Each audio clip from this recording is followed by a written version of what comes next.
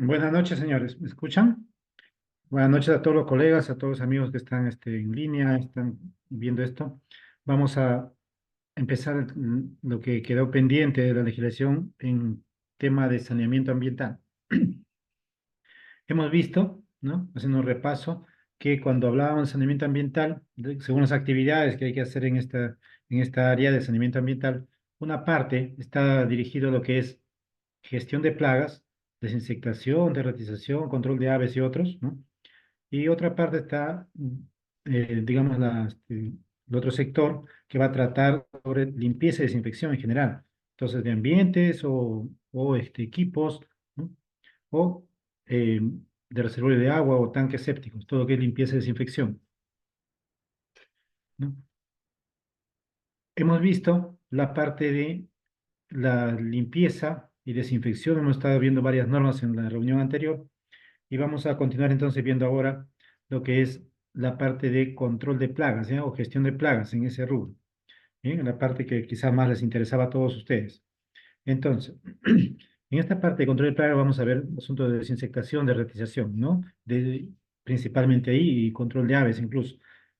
Entonces vamos a entrar nuevamente a las normas, sobre todo la 022/2001 y la 449/2001, que son eh, la norma específica para este trabajo en el país, ¿ya?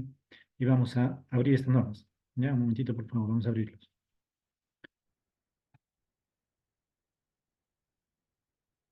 Muy bien. Ya está, desapareció.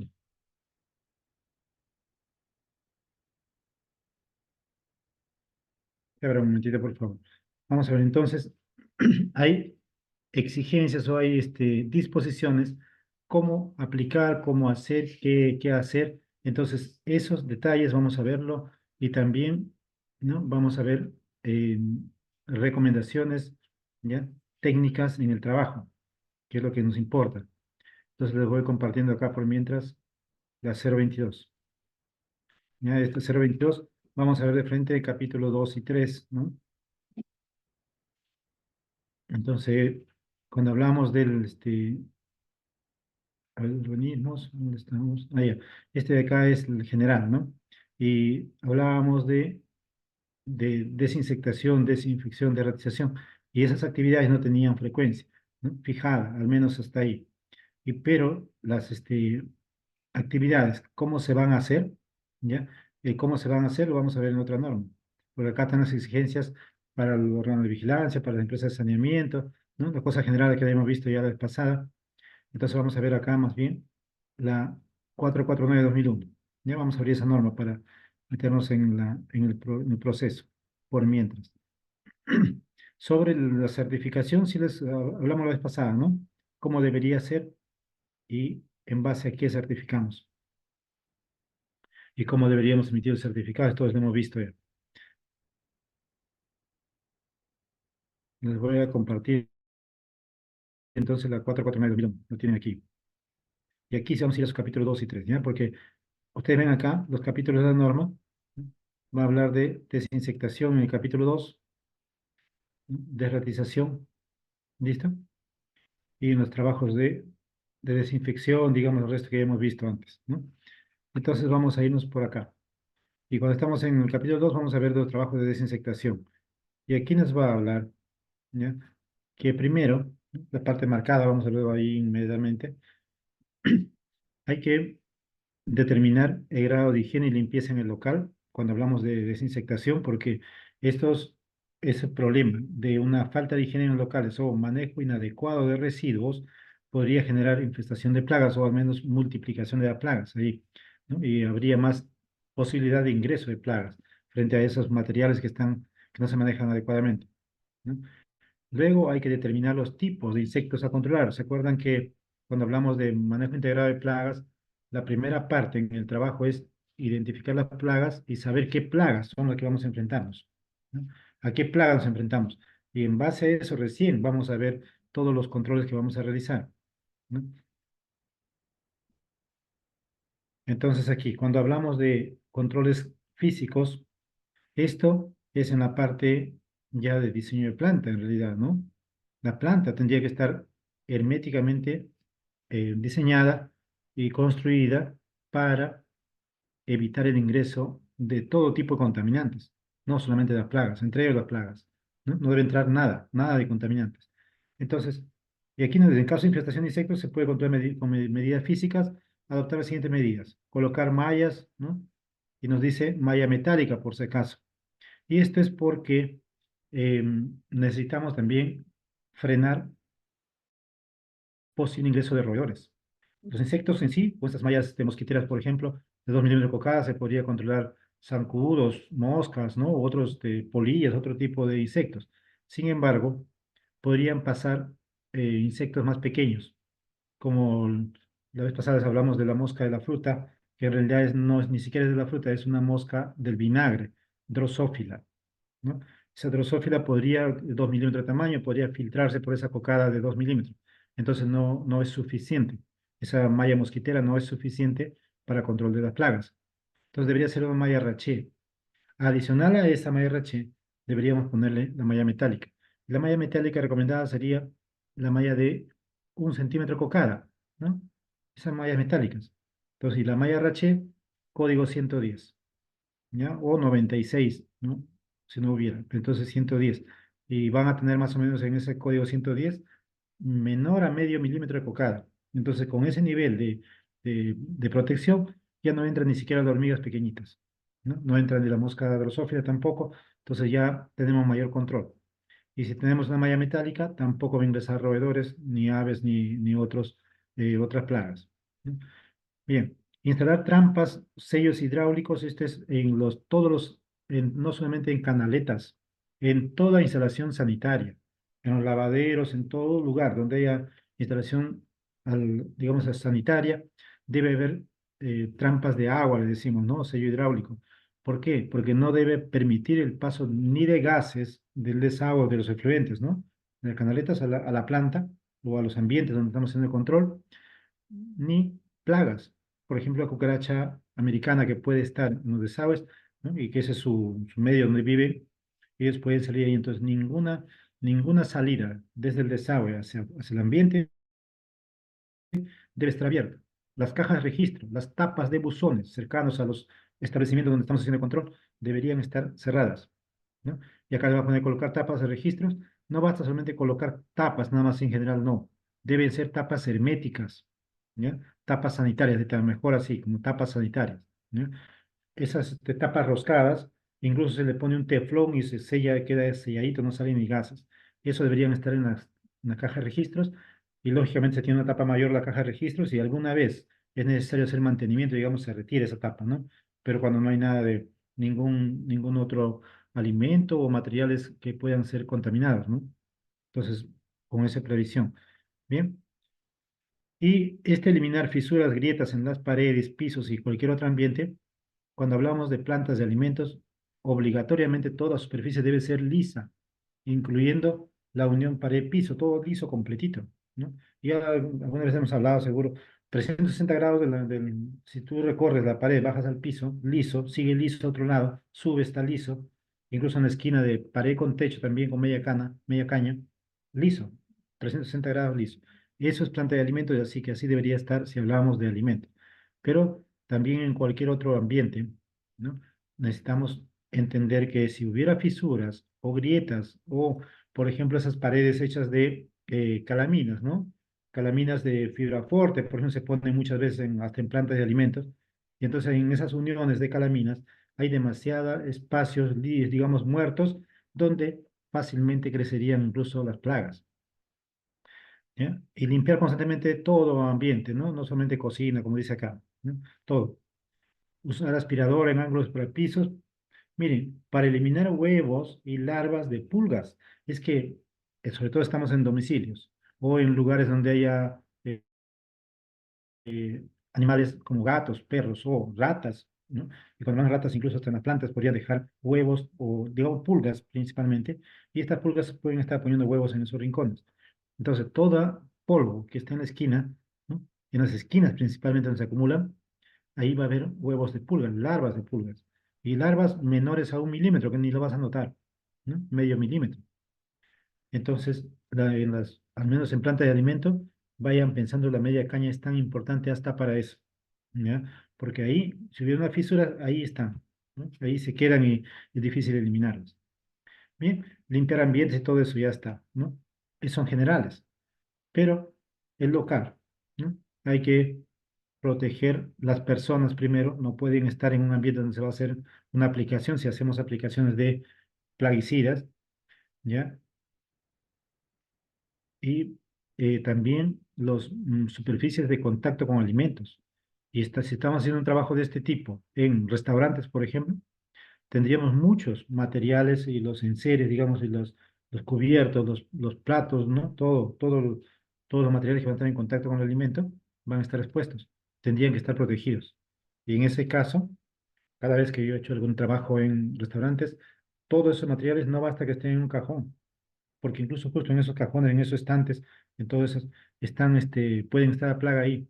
Entonces mejor se lo llena en bolsas, ¿no? Bolsas herméticas gruesas y sellado herméticamente o al menos amarrado dos, tres nudos, ¿no? Para que no entre nada de producto. Se lo deja ahí sobre la mesa y listo, no va a pasar nada, ¿no? No va a ingresar ningún producto adentro. Entonces, se tiene que proteger todos los materiales que pueden estar, los menajes, ¿no? Que pueden estar contaminándose. Y cuando se hace el trabajo por aspersión, que es la mayoría de los trabajos que se realizan, ya para aplicar insecticidas, sobre todo líquidos, ¿no? Para dejar efectos residuales en las paredes, en techos, en superficies donde pueden dejarse, tiene que ser por aspersión. ¿Ya? Y si es por aspersión, hay posibilidad de que esas gotitas, digamos, no son gotas pequeñitas las que lanza la aspersión, puede llegar, por ejemplo, una cuchilla eléctrica a una caja de, eléctrica y podría generar un cortocircuito y un incendio. Entonces, es importante re- este, cortar la energía eléctrica.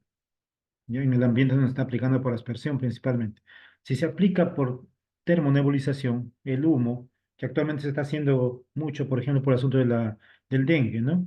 En muchas ciudades está una campaña agresiva contra los zancudos con termonebulizado. En ese caso solamente es un humo y no genera ningún problema, ¿no? Entonces, para aspersión es necesario efectuar el corte de energía.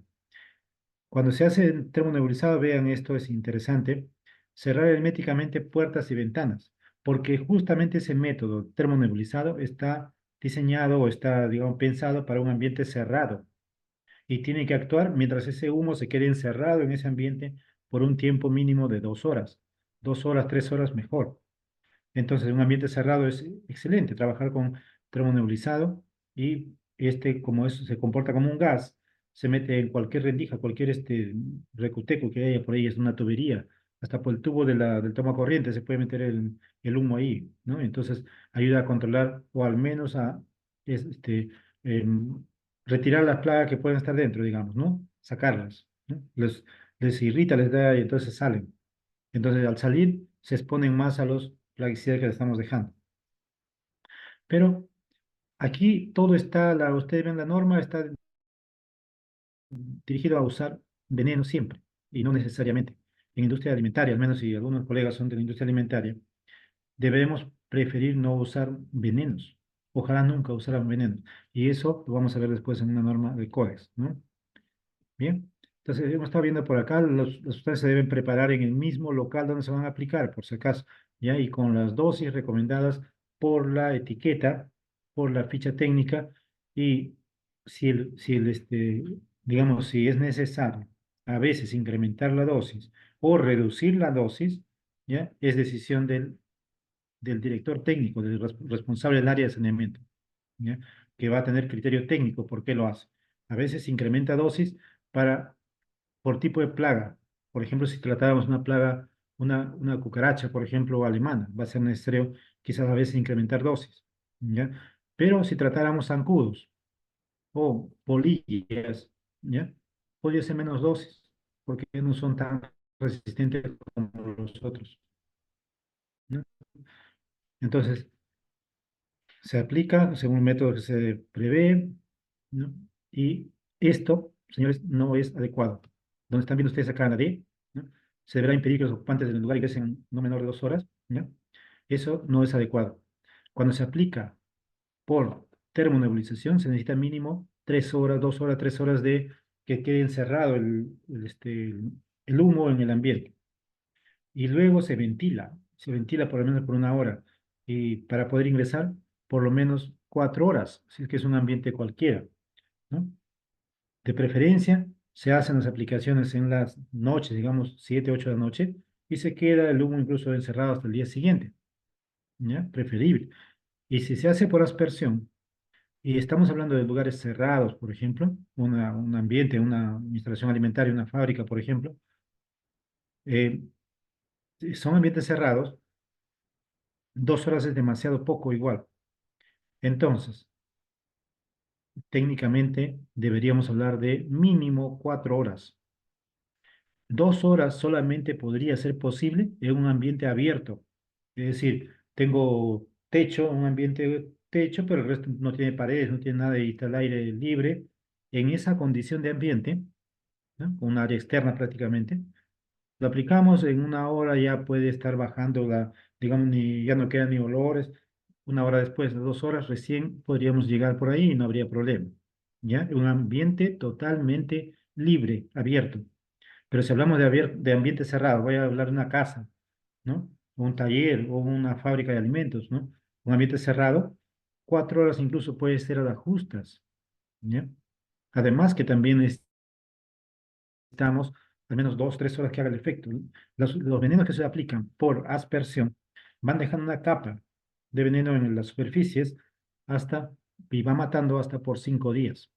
3 días realmente, ¿ya? Pero hasta 5 días puede matar más o menos de manera significativa. Después de 5 días también va a seguir matando, pero va a ser tan poquito que ya ni se va a notar.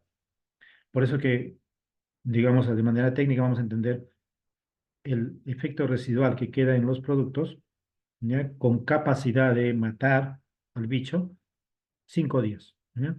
5 días vamos a considerar. Eso de que hay venenos que va a tener efecto por 3 meses y después de 3 meses tenemos que aplicar otra vez, eso no existe, ¿ya? Eso es puro comercio, puro propaganda. ¿Listo? Esta parte tampoco está adecuada, ¿ya? A pesar que tenga normas. Yo tengo que mencionarlos así. Concluido el trabajo de rociado, miren, de rociado, estamos hablando de aspersión, ¿ya? Se debe proceder al siguiente, concluido ahí inmediatamente, a limpiar, ¿no? Eso está mal. Concluido el trabajo, se debe esperar al menos 2 horas que haga el efecto suficiente y luego se ventila el local y recién entramos a limpiar. Ese tiempo de acceso que dice 2 horas acá y que yo les digo debe ser 4 horas, justamente a 4 horas deben ingresar a limpiar el local recién, ¿no? No es que a 4 horas ya vuelven a quedarse ahí la gente que está trabajando o que está viviendo en su casa, ¿no? En su ambiente. Entonces debe dejar por lo menos 2 horas de efecto, que haga el efecto necesario, 2 a 4 horas, y luego ahí se ventila y se ingresa, ¿no? A limpiar. Después, o sea, a 4 horas hay que ingresar a limpiar. Entonces no es eso, concluir el trabajo y ya a limpiar, ¿no? Y el resto de cosas. ¿Listo? ¿Qué más tenemos por acá? Para desratización. Miren, entonces, trabajos previos nos dice. Se debe ejecutar la siguiente acción: identificar zona donde se encuentra el local, ¿no? Y toda esa cosa, tomar conocimiento de características del ambiente, ya afuera cómo están, digamos, la posibilidad de presencia de roedores. Ubicar madrigueras, excelente, hay que ubicar madrigueras, huellas y rastros, ¿ya? Esto de huellas y rastros, señores, es cuando hablamos dentro de los locales. Pero hacia afuera, si las ratas generalmente, muy pocas ratas vamos a encontrar con su madriguera dentro de las plantas, ¿ya? O dentro de los ambientes. Las ratas techeras son lo que más podríamos encontrar en las estructuras, digamos, ¿ya? En los techos, tejados, ¿no? Pero las ratas de desagüe, las norvégicos, muy raramente. Y ellos hacen más bien madriguera cerca de la fuente de agua, ¿no? En ríos, acequias o lagos donde haya agua, cerca del agua, ahí van a estar sus madrigueras. Si es que hay algún ambiente con presencia de agua, ¿no? Entonces tenemos que ir a buscar madrigueras ahí. Pero además tenemos que revisar caminatas, ¿ya? Senderos por donde caminan las ratas. Ellos dejan una marca cada vez que, como caminan por el mismo sitio siempre, ¿no? De eso se va a tratar cuando hablemos de derretización, cuando ya los colegas vean eso, ¿no? Y ellos fijan, ¿no? Un camino, la primera vez que caminan, ¿no? Van guiándose por ciertos materiales, una pared, una tubería, ¿no? Para que se guíen Una vez que llegan, ¿no?, a un lugar donde encuentran alimento o agua, la primera vez que va, el primero va guiándose. El que viene atrás va por olor. ¿Y por qué les hablo así? Porque las ratas no viven individualmente como los insectos. Las ratas viven en familia y toda la familia se traslada cuando se van invadir un ambiente, ¿no? Cuando van a ir a buscar agua o alimentos, se trasladan todos. Y va uno adelante por primera vez, el siguiente va siguiendo el olor y el siguiente también, ¿no? Y al final todos vuelven por el mismo sitio y al final hacen un camino. Eso hay que descubrir en las ratas. Hay que descubrir por dónde caminan. Y en ese camino es donde van a estar instalados todos los métodos de control. Ahí hay que ver. Y si hablamos de una fábrica de alimentos, justamente viendo el camino por donde ingresan, tenemos que cerrar ese ingreso y proteger toda planta que no pueda ingresar. ¿Listo? No vamos a estar esperando todavía a matarlos para recién cerrar. No. Inmediatamente identificado por dónde ingresa, tenemos que cerrar. Ya no va a entrar más. Y cuando hablamos de madrigueras, huellas, rastros, heces, orina, pelos, ¿no? Muchas cosas que puede dejar. Estamos hablando de señales de infestación, señores. Ya vamos a ver algunas otras normas donde nos van a hablar de señales de infestación. Hay que determinar el tipo de roedores, ¿ya? Hay que determinar el tipo de roedores que están ingresando al ambiente donde vamos a hacer el control. ¿Por qué? Porque dependiendo del tipo, ¿ya? Tienen sus costumbres distintas, digamos, su caminata distinta, sus lugares, porque una rata de techo va a vivir a partes altas. Es más probable que ingrese por las ventanas, por la parte de tragaluz o por los ductos eléctricos, por ahí, ¿no? La rata de desagüe más bien va a entrar por las puertas, por la tubería de desagüe. La rata de desagüe puede entrar por las tazas de los baños, ¿ya? Normalmente vienen por la tubería y ellos pasan la taza del desagüe y salen por ahí. Por eso que es tan importante que tengan tapas esas tazas, ¿ya? Porque por ahí salen y nuevamente se van por ahí. ¿Listo? Yo he encontrado ratas que están saliendo en el tercer o cuarto piso a través de las tazas. Salen, caminan ellos por las tuberías dentro, ¿sí? Entonces, sabiendo el tipo de roedor, vamos a poder enfocar el control. ¿A dónde? Y ya vamos a tratar ese tema, ¿no? Pero hay que determinar el tipo. Con eso vamos a poder, ¿no? Hay que conocer la plaga. Recuerdan, manejo integrado de plagas. Primero hay que conocer la plaga, hay que saber qué plaga y recién vamos a ver los métodos y los productos y todo lo demás, ¿no? Ya. Hay que proteger para evitar acceso de roedores en todo lugar, ¿no? Esto ya lo hemos hablado, alguna cosa de acá. ¿No? ¿Dónde vamos a colocar los cebos? ¿Ya? El experto en control de plagas debe determinar el mejor lugar donde van a estar digamos, estaciones de control, voy a hablar, ¿ya? No está así en la norma. Entonces, muchas veces todavía se habla mapa de cebaderos, dicen hasta ahora, ¿ya? No todo el control está en cebos, no todo el control es con cebos.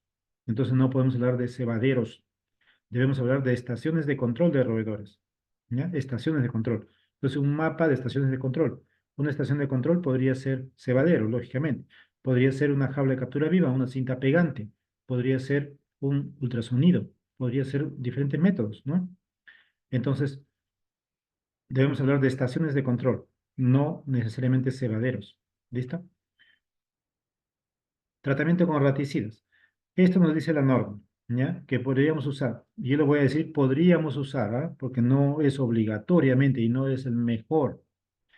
Tubería de plástico, 4 pulgadas de diámetro. Y estas 4 pulgadas no es por las puras, es para que pueda entrar la mano del operario cuando está haciendo el cambio de los cebos, ¿ya? Por eso tiene que ser 4 pulgadas, para que pueda ingresar.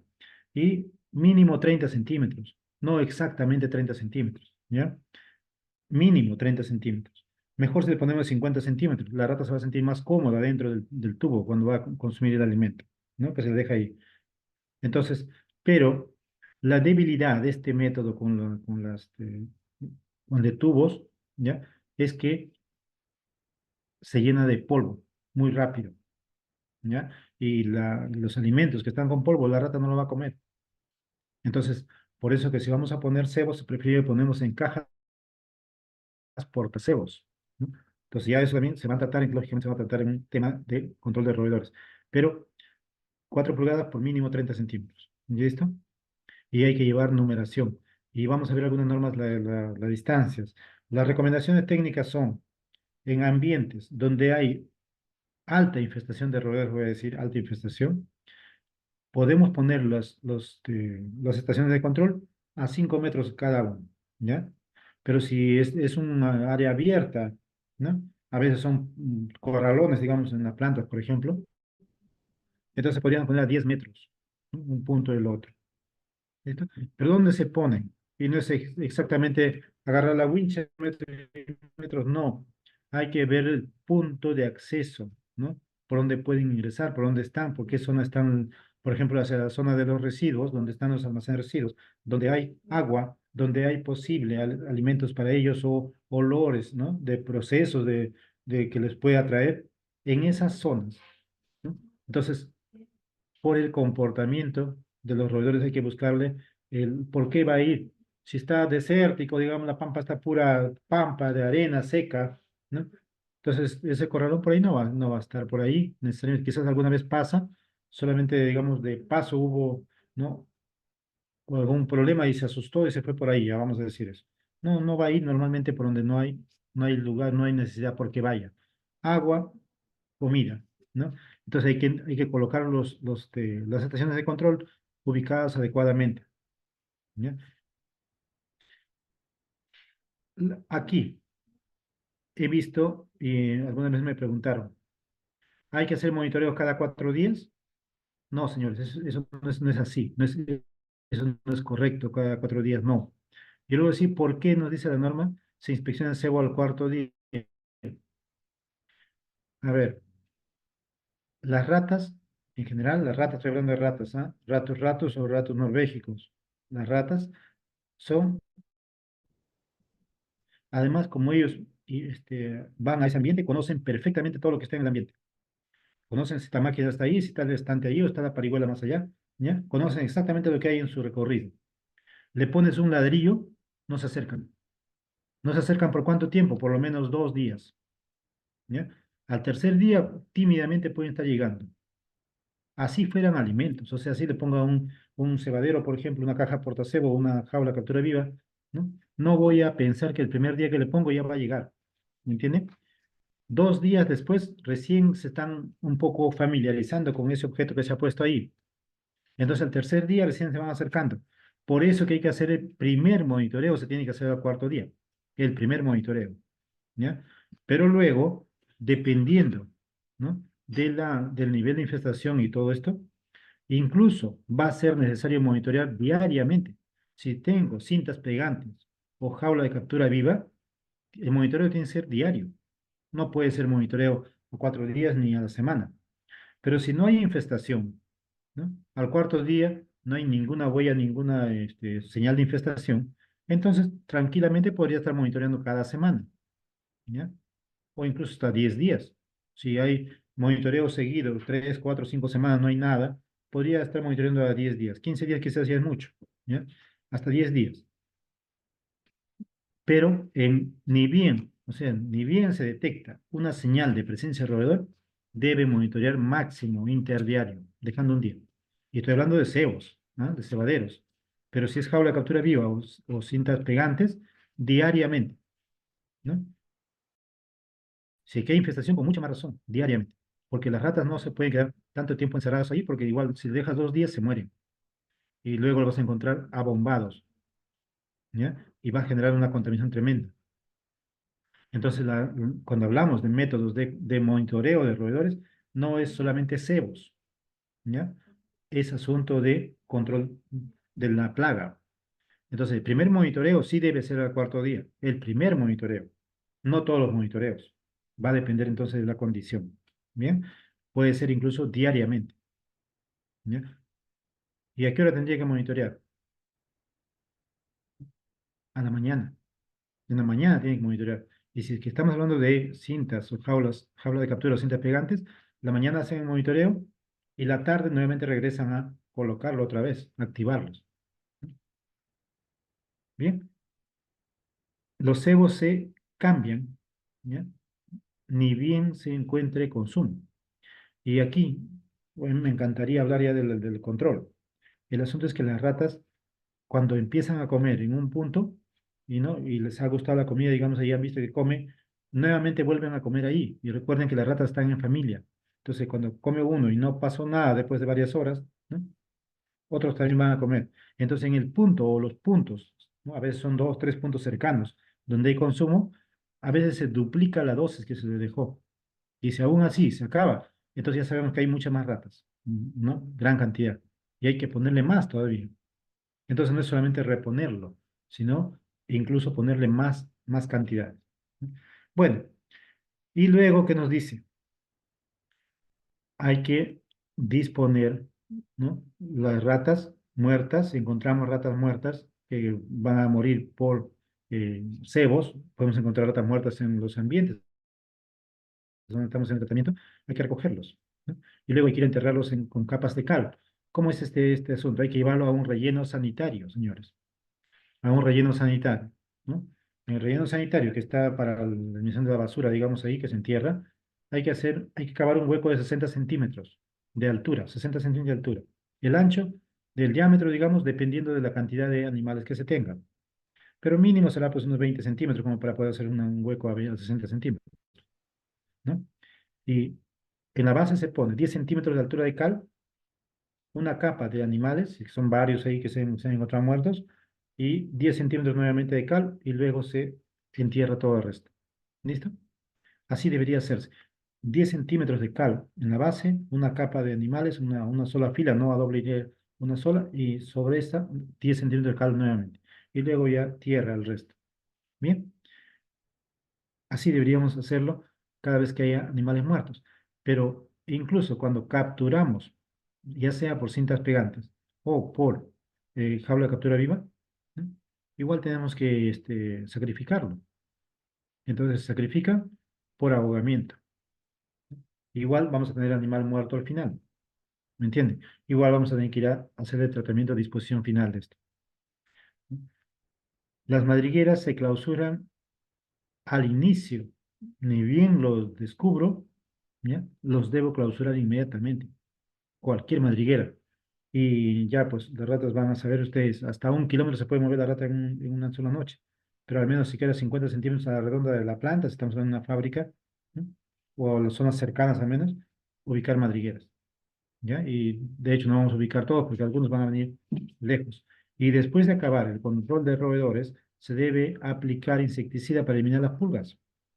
¿Qué nos dice esto al final? Técnicamente, primero, en una empresa, en una organización, en un establecimiento, donde hay que hacer control de plagas en general, se debe iniciar el proceso con la desratización.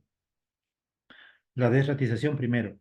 Y ahí vamos a dar ya, cuando hablamos de la parte técnica, seguro, ¿no? Que más o menos van a estar el periodo de unos 20 días, se necesita de tratamiento mínimo, ¿ya? Y luego de esos 20 días se estaría aplicando la desinsectación, ¿no? Al mismo tiempo que hacemos desinsectación general, ¿no? Y vamos a eliminar también las pulgas que puedan quedar ahí, ¿ya? Y también, ¿no? Así, para trabajar con lo que nos dicen las normas, ¿ya? Con los requisitos que están en la norma. De esto les hablamos la vez pasada ya, ¿no? La desinfección que no es necesario, eso es mentira, eso no existe, no sé, ya no debe estar en la norma. Y más cosas que habían, ¿no? Para desinfección que habíamos puesto por acá, ya está, ¿no? Y el resto lo hemos visto, no vamos a quedar más tiempo ahí.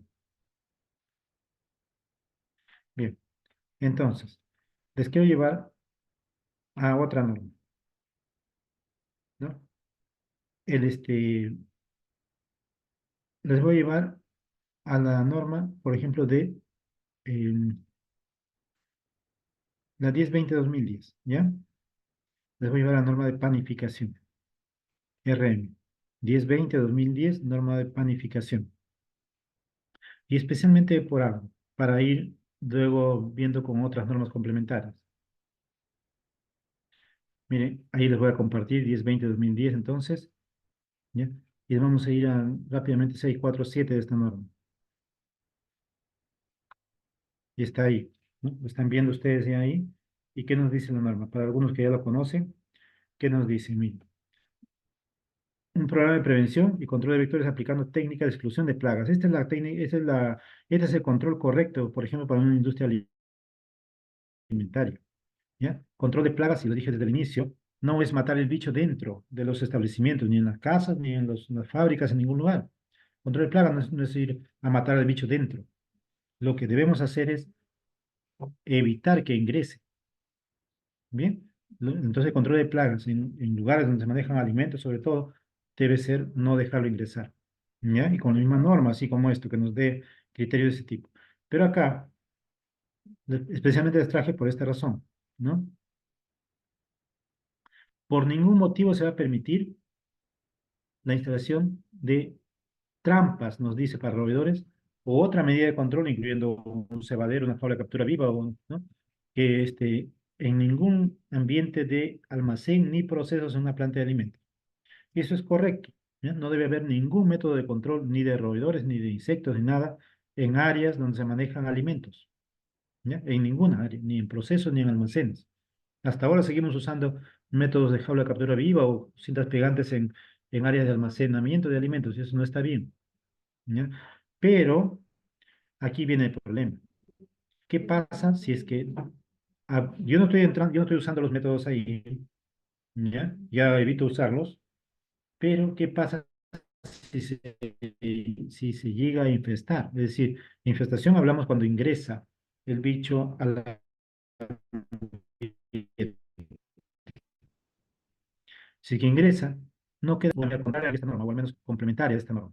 Está bien que no se pongan los métodos en esas áreas, pero si es que la plaga llega, debo actuar. Y entonces, me voy a ir por acá. Les voy a abrir una norma, ¿ya? Y estoy hablando, señores, de una norma, a ver, ¿dónde estamos? Por acá. Voy a abrir, señores, la BRC, la versión 9, ¿ya? Ahí tienen el BRC. Miren, ahí tienen el BRC, ¿no? La versión 9. Y vamos a ir a 4.14.5. Uy, se me ha pasado ya, ¿no?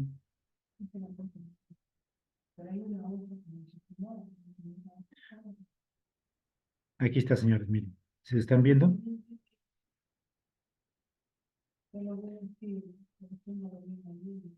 Listo, ahí tienen acá la norma. 4.14.5 vamos a ir, ¿ya? Ahí tienen 4.14.1, pero vayamos a 4.14.5, ¿ya? Mire, cuando vamos a hacer trabajo, contraten una empresa competente. Y cuando hablamos competente en gestión de plagas, señores, cuando hablamos sobre todo de industria alimentaria, esta competencia de una empresa de saneamiento no es solamente que conozca siquiera el producto, ¿no? O los productos químicos, o las plagas, o los métodos de aplicación, ¿no? Eso es propiamente de un personal, digamos, responsable de control de plagas. Pero además debe conocer inocuidad alimentaria. ¿Ya? ¿Por qué? Porque cuando hacemos el control no debe poner en riesgo para nada ni los alimentos ni la superficie de contacto con alimentos. Entonces, cuando hablamos hace un rato que si aplico en un restaurante tengo que evitar contaminar, ¿no? Superficie de contacto con alimentos es lo mismo, en cualquier lugar donde lo esté haciendo. Bien, entonces de eso vamos a hablar de competencia en gestión de plagas, ¿no? Y que maneje adecuadamente, lógicamente, los productos y todo lo demás. Bien. Aquí me dice lo mismo que hemos visto en la 1020-2010 de la norma de panificación, nuestra norma nacional. Esta norma BRC nos dice, las trampas tóxicas refiriéndose a cebaderos, por ejemplo, ya con sustancias químicas. ¿Listo? No deben emplearse en zona o producción o almacén, ¿no? Procesamiento o almacenamiento de alimentos. Listo, igualito que la 1020. Pero me da esta salvedad, ¿ya? Salvo que se esté tratando una infestación activa. Sí lo ven, ¿no? Salvo que se esté tratando de una infestación activa. Es decir, si es que ya ingresó la plaga al almacén, por ejemplo, entonces se tiene que utilizar todos los métodos que sean necesarios, ¿ya? Incluso, a pesar que la 1020 nos diga no se permite, si la plaga está ahí, no queda otra, tenemos que aplicar todo lo que sea necesario. Pero, de preferencia, si es posible, retirar los alimentos del área y aplicar todo el procedimiento que se pueda hacer. ¿Listo? Si es necesario parar la producción para hacerlo, tendrá que hacerse si están hablando de una fábrica de alimentos. Bien, entonces, pero acá tienen una salvedad, salvo que se esté tratando de una infección activa.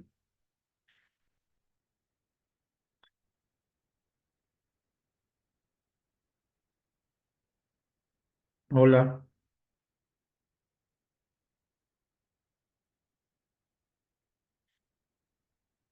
Bueno, entonces, salvo que se esté tratando de infestación activa, y vamos a poder, entonces, eh, considerar cuando haya infestación, no quedaría otra, tendrían que aplicar.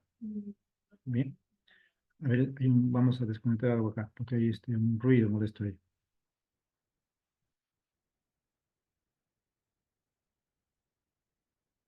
Listo, ahí lo dejamos, ya está. Estábamos viendo el BRC. ¿Listo? ¿Dónde estamos? Aquí.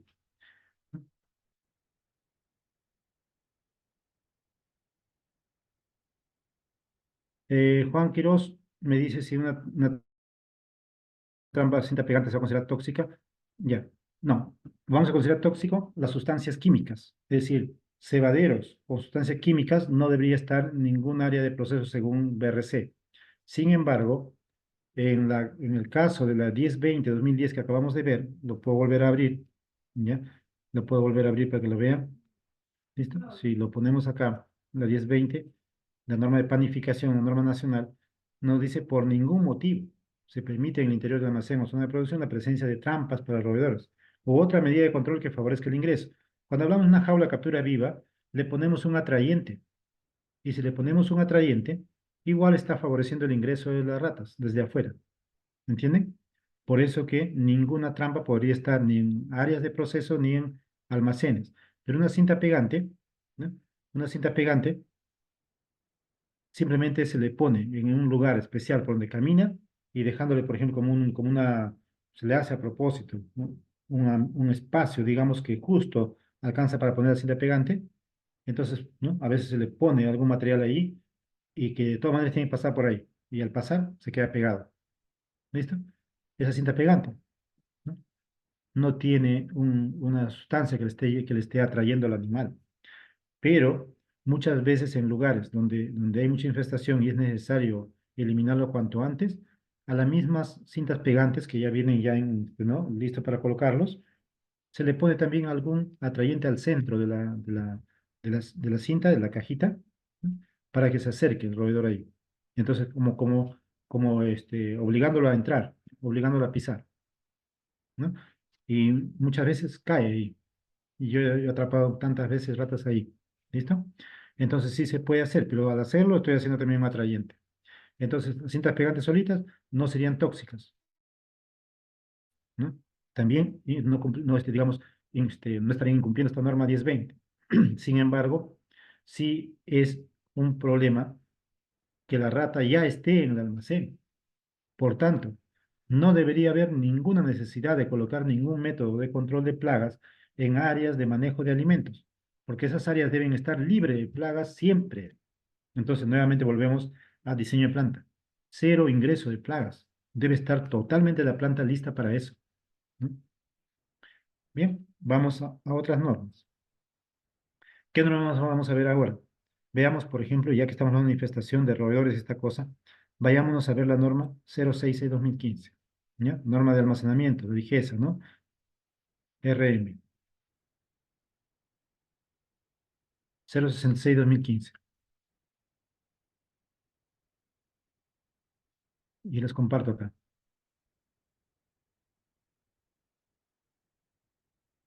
Si lo están viendo por ahí, vamos a ir a ver control de plagas 627, ¿no? Ahí. Listo, 623. Prevención y control de plagas, señores, ahí están en 627, ¿no? Lo vamos a poner más grande, que lo vean ustedes. Listo. Más grande donde alcance. Miren, ahí está. Prevención y control de plagas. Medidas preventivas, ¿no? Medidas destinadas a evitar el ingreso de insectos, roedores y otras plagas. Siempre vamos a encontrar esto en las normas, sino que no lo estamos tomando la importancia. Lo que más importa es evitar que ingresen, señores. Eso es control de plagas en alimentos. Al menos están los colegas alimentarios, ¿no? Agroindustriales que van a manejar, ¿no? Están manejando alimentos. Cuando hablamos de plagas, no es asunto de matarlos dentro. Tampoco voy a estar poniendo esas cintas pegantes para insectos, ¿no? Con las luces que la traen y las cintas pegantes ahí, ¿no? Que se llaman, vamos a llamarle atrapa insectos, ¿no? Entonces, eso ya no debería ser necesario, ¿ya? Todo el tiempo. que estamos trabajando con alimentos, no debería haber ninguna necesidad de poner algún método dentro de las plantas. ¿Por qué? Porque la planta tiene que estar herméticamente cerrada al ingreso. Entonces, lo mejor es esto.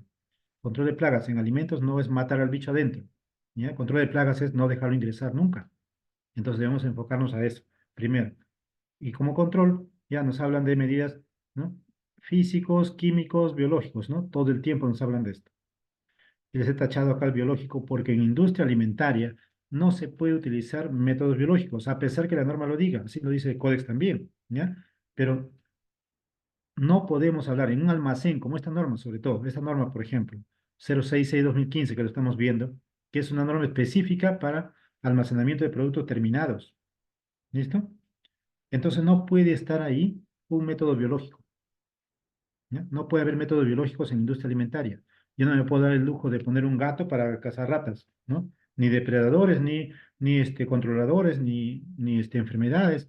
Yo no puedo llevar un cebo Biorat, por ejemplo, esa marca Biorat que trajeron los cubanos acá al Perú y que se está aplicando muy bien en ciertas zonas, en áreas externas que están a cargo de municipios, digamos, sí es adecuado. ¿Por qué? Porque cuando se enferma una rata, ¿no? Lo va a contagiar al resto de la madriguera y todos se enferman y quizás la mayoría muera. ¿Listo? Pero eso es afuera. Yo no puedo hacer ese control en las plantas de alimentos. Entonces, de seguro, señores, no se puede aplicar métodos biológicos en industria alimentaria, al menos. ¿Ya? En el campo, en la agricultura, ahí sí, es perfecto aplicar métodos biológicos, incluso para evitar el uso de químicos. ¿Ya? Pero en las plantas de alimentos, el método principal debería ser físicos. El control físico, evitar el ingreso, eso es lo que debemos hacer. O ponerle barreras, métodos de control, o ahuyentadores, ¿no? Repelentes, ultrasonido, diferentes métodos que podemos utilizar, todos los métodos necesarios para cada plaga en particular. Y hablando de este asunto de biológicos acá, primero, de acá les voy a llevar otra norma, ¿ya? Entonces, cuando nos habla de señales de infestación de roedores, esta norma se vuelve bonita en este capítulo por este asunto, ¿ya? Oficialmente ya aparece en una norma señales de infestación. Entonces, me va a hablar, por ejemplo, excretas, ¿no? Mordidas, ¿no? Todas las mordidas, las roeduras que hacen las ratas, ¿no? Las roeduras. Las huellas, estas huellas vamos a entender como huellas de pisadas, ¿ya? Las caminatas, las pisadas. Mancha, presencia de orinas, ¿no? El camino que les decía, las sendas donde van a caminar, roce en zócalos, a veces dejan hasta como grasa pegada en los lugares donde rozan. A veces entran por una rendija en la planta, van a encontrar pura grasa esa rendija. ¿Listo? O encontrar roedores vivos y no nos dice más cosas y faltan más. ¿Ya? También se puede detectar presencia de roedores por peleas, ¿ya? Por chillidos, a veces chillidos de los bebitos. Que si hay madrigueras, por ejemplo, en los techos, a veces están la noche en la planta para ver la actividad de ratas, hay que estar en la noche en la planta o en los ambientes, ¿no? Y ahí vamos a encontrar este chillidos o carreras de las ratas, ¿ya? Carreras, ustedes están en la planta y hay techos y van a escuchar que corre la rata ahí. Entonces hay más signos de infestación, ¿listo? Pero también otro signo de infestación va a ser, señores, la, eh, que consuman los cebos, ¿ya? Que consuman los cebos. Ya es una señal que está ahí, ¿no? Mordedura en el cebo mismo, en el alimento. O mordedura en los alimentos. Si hablamos de alimentos, mordedura, por ejemplo, en los sacos, en la caja donde hay alimentos y hayan perforado, ¿no? Comido. Entonces, presencia de pelos, que acá tampoco está, ¿no? Presencia de pelos, no solamente orina o heces, ¿no? También pelos. Entonces, justamente, si vieron ustedes la norma 449/2001, artículo 8C, les dice que los pisos de almacenes sean blancos para que se pueda detectar fácilmente cualquier presencia de roedor, sobre todo pelos, ¿no? Orinas, o también para detectar falta de higiene, ¿no? Polvo, presencia de polvo ahí. Entonces, por eso tienen que ser blancos los pisos de almacén. Entonces, un poco acá, pero ya tenemos una norma que nos da señales de infestación, ¿no? Aunque esté un poco incompleta, pero está muy bien que esté en la norma, señales de infestación, ¿no? ¿Y cómo vamos a verlo? Y nos dice alta, baja, sin infestación, ¿no? Esto es muy, digamos, cualitativamente para decir, ¿no?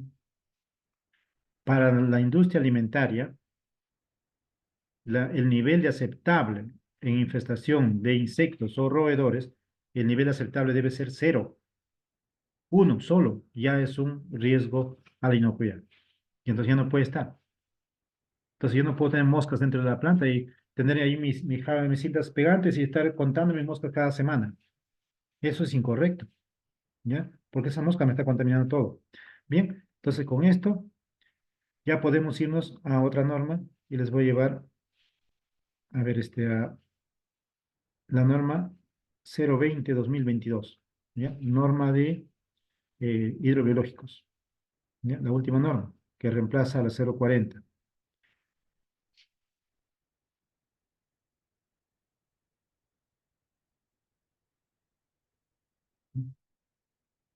Miren, y les voy a llevar acá. Si lo están viendo, ¿cierto?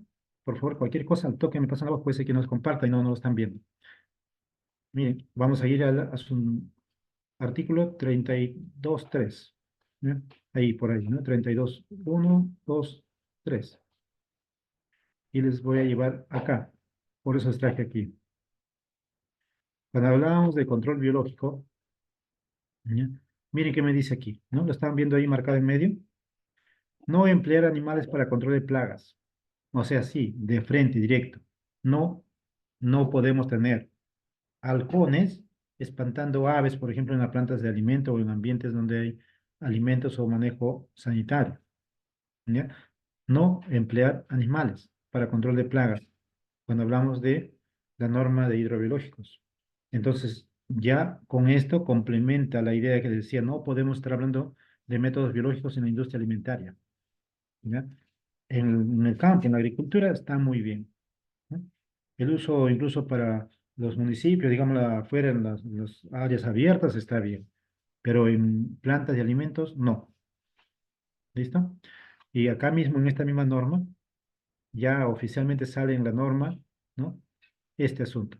En otra norma también algo lo menciona, pero acá ya está más clarito, que la empresa de saneamiento que va a trabajar debe estar registrada en DIGESA, ¿ya? O DIRESAS, ¿no? La norma nos habla de el, la autoridad del ámbito territorial, ¿no? Entonces las DIGESAS en cada región o la DIGESA, ¿no? En general. Entonces, criterios como esto, generales, ¿ya? Y también aquí cuando habla de control de plagas, nos va a hablar en otros documentos que tengan, ya, mira, acá nos habla vuelta nuevamente, dice químicos o biológicos, ¿ya? Y nuevamente es incorrecto. No podemos hablar de métodos biológicos en toda industria alimentaria. Mientras la norma sea para procesos en alimentos, no podemos estar hablando de biológicos.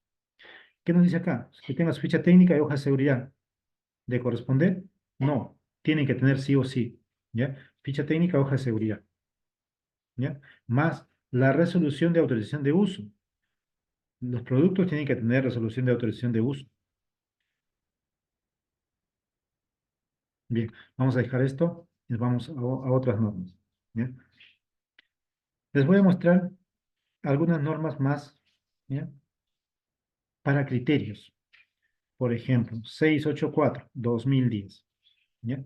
Control de plagas. Pero en este caso esta norma 684/2010 es para control de la peste bubónica especialmente, ¿ya? Y cuando hablamos de ese control de peste, vamos a hablar de control de roedores. Entonces, en este numeral de esta norma, a ver si lo están viendo, ¿cierto? Ya le he llevado a este numeral una vez. Si quieren conocer la norma, véanlo así se llama, miren. 684/2010, norma técnica de salud para la vigilancia, prevención y control de la peste en el Perú, ¿ya? Esa es la norma. Pero en 621, ¿no? Vamos a ir por ahí, ya nos pasamos mucho, creo. Justo quiero ver algunos detalles acá, por acá, ¿no? Entonces, algunas cosas sí nos van a importar. No, no tanto como el control de la peste, como control de plagas, sino algunos criterios que se toma para el control de roedores, por ejemplo, control de vectores, ¿no? Y el vector acá es la pulga. Ustedes están viendo acá este documento. El vector principal para la transmisión de peste es la pulga, pero la pulga lo lleva la rata. Y entonces al final el control tiene que ser en la rata, ¿no? Entonces acá hablamos control químico de pulgas, ¿no? Transmisión de la peste, además, ¿no? Lo que genera, los vectores. El vector es la pulga. ¿ya? Y incluso se hace evaluación de pulgas. Ya, justamente por eso les traigo acá. Miren, para el control de pulgas se utiliza carbamato en polvo seco al 5%. Digamos, si queremos utilizar productos, tenemos espolvoreo como método entonces, ¿no? Adecuado para pulgas en ambientes, ¿no? En ambientes donde se va a tratar, en casas, en lugares donde puede estar. O usar piretroides, ¿no? Órganos fosforados. Esta de órganos fosforados debemos evitar al máximo posible, ¿ya? Porque son muy dañinos, preferible con piretroides. En caso de brotes, tratamiento ya con insecticida debe hacerse al 100% de las viviendas, que hay un brote de peste por algún lado, ¿no? A todo, una sola vez.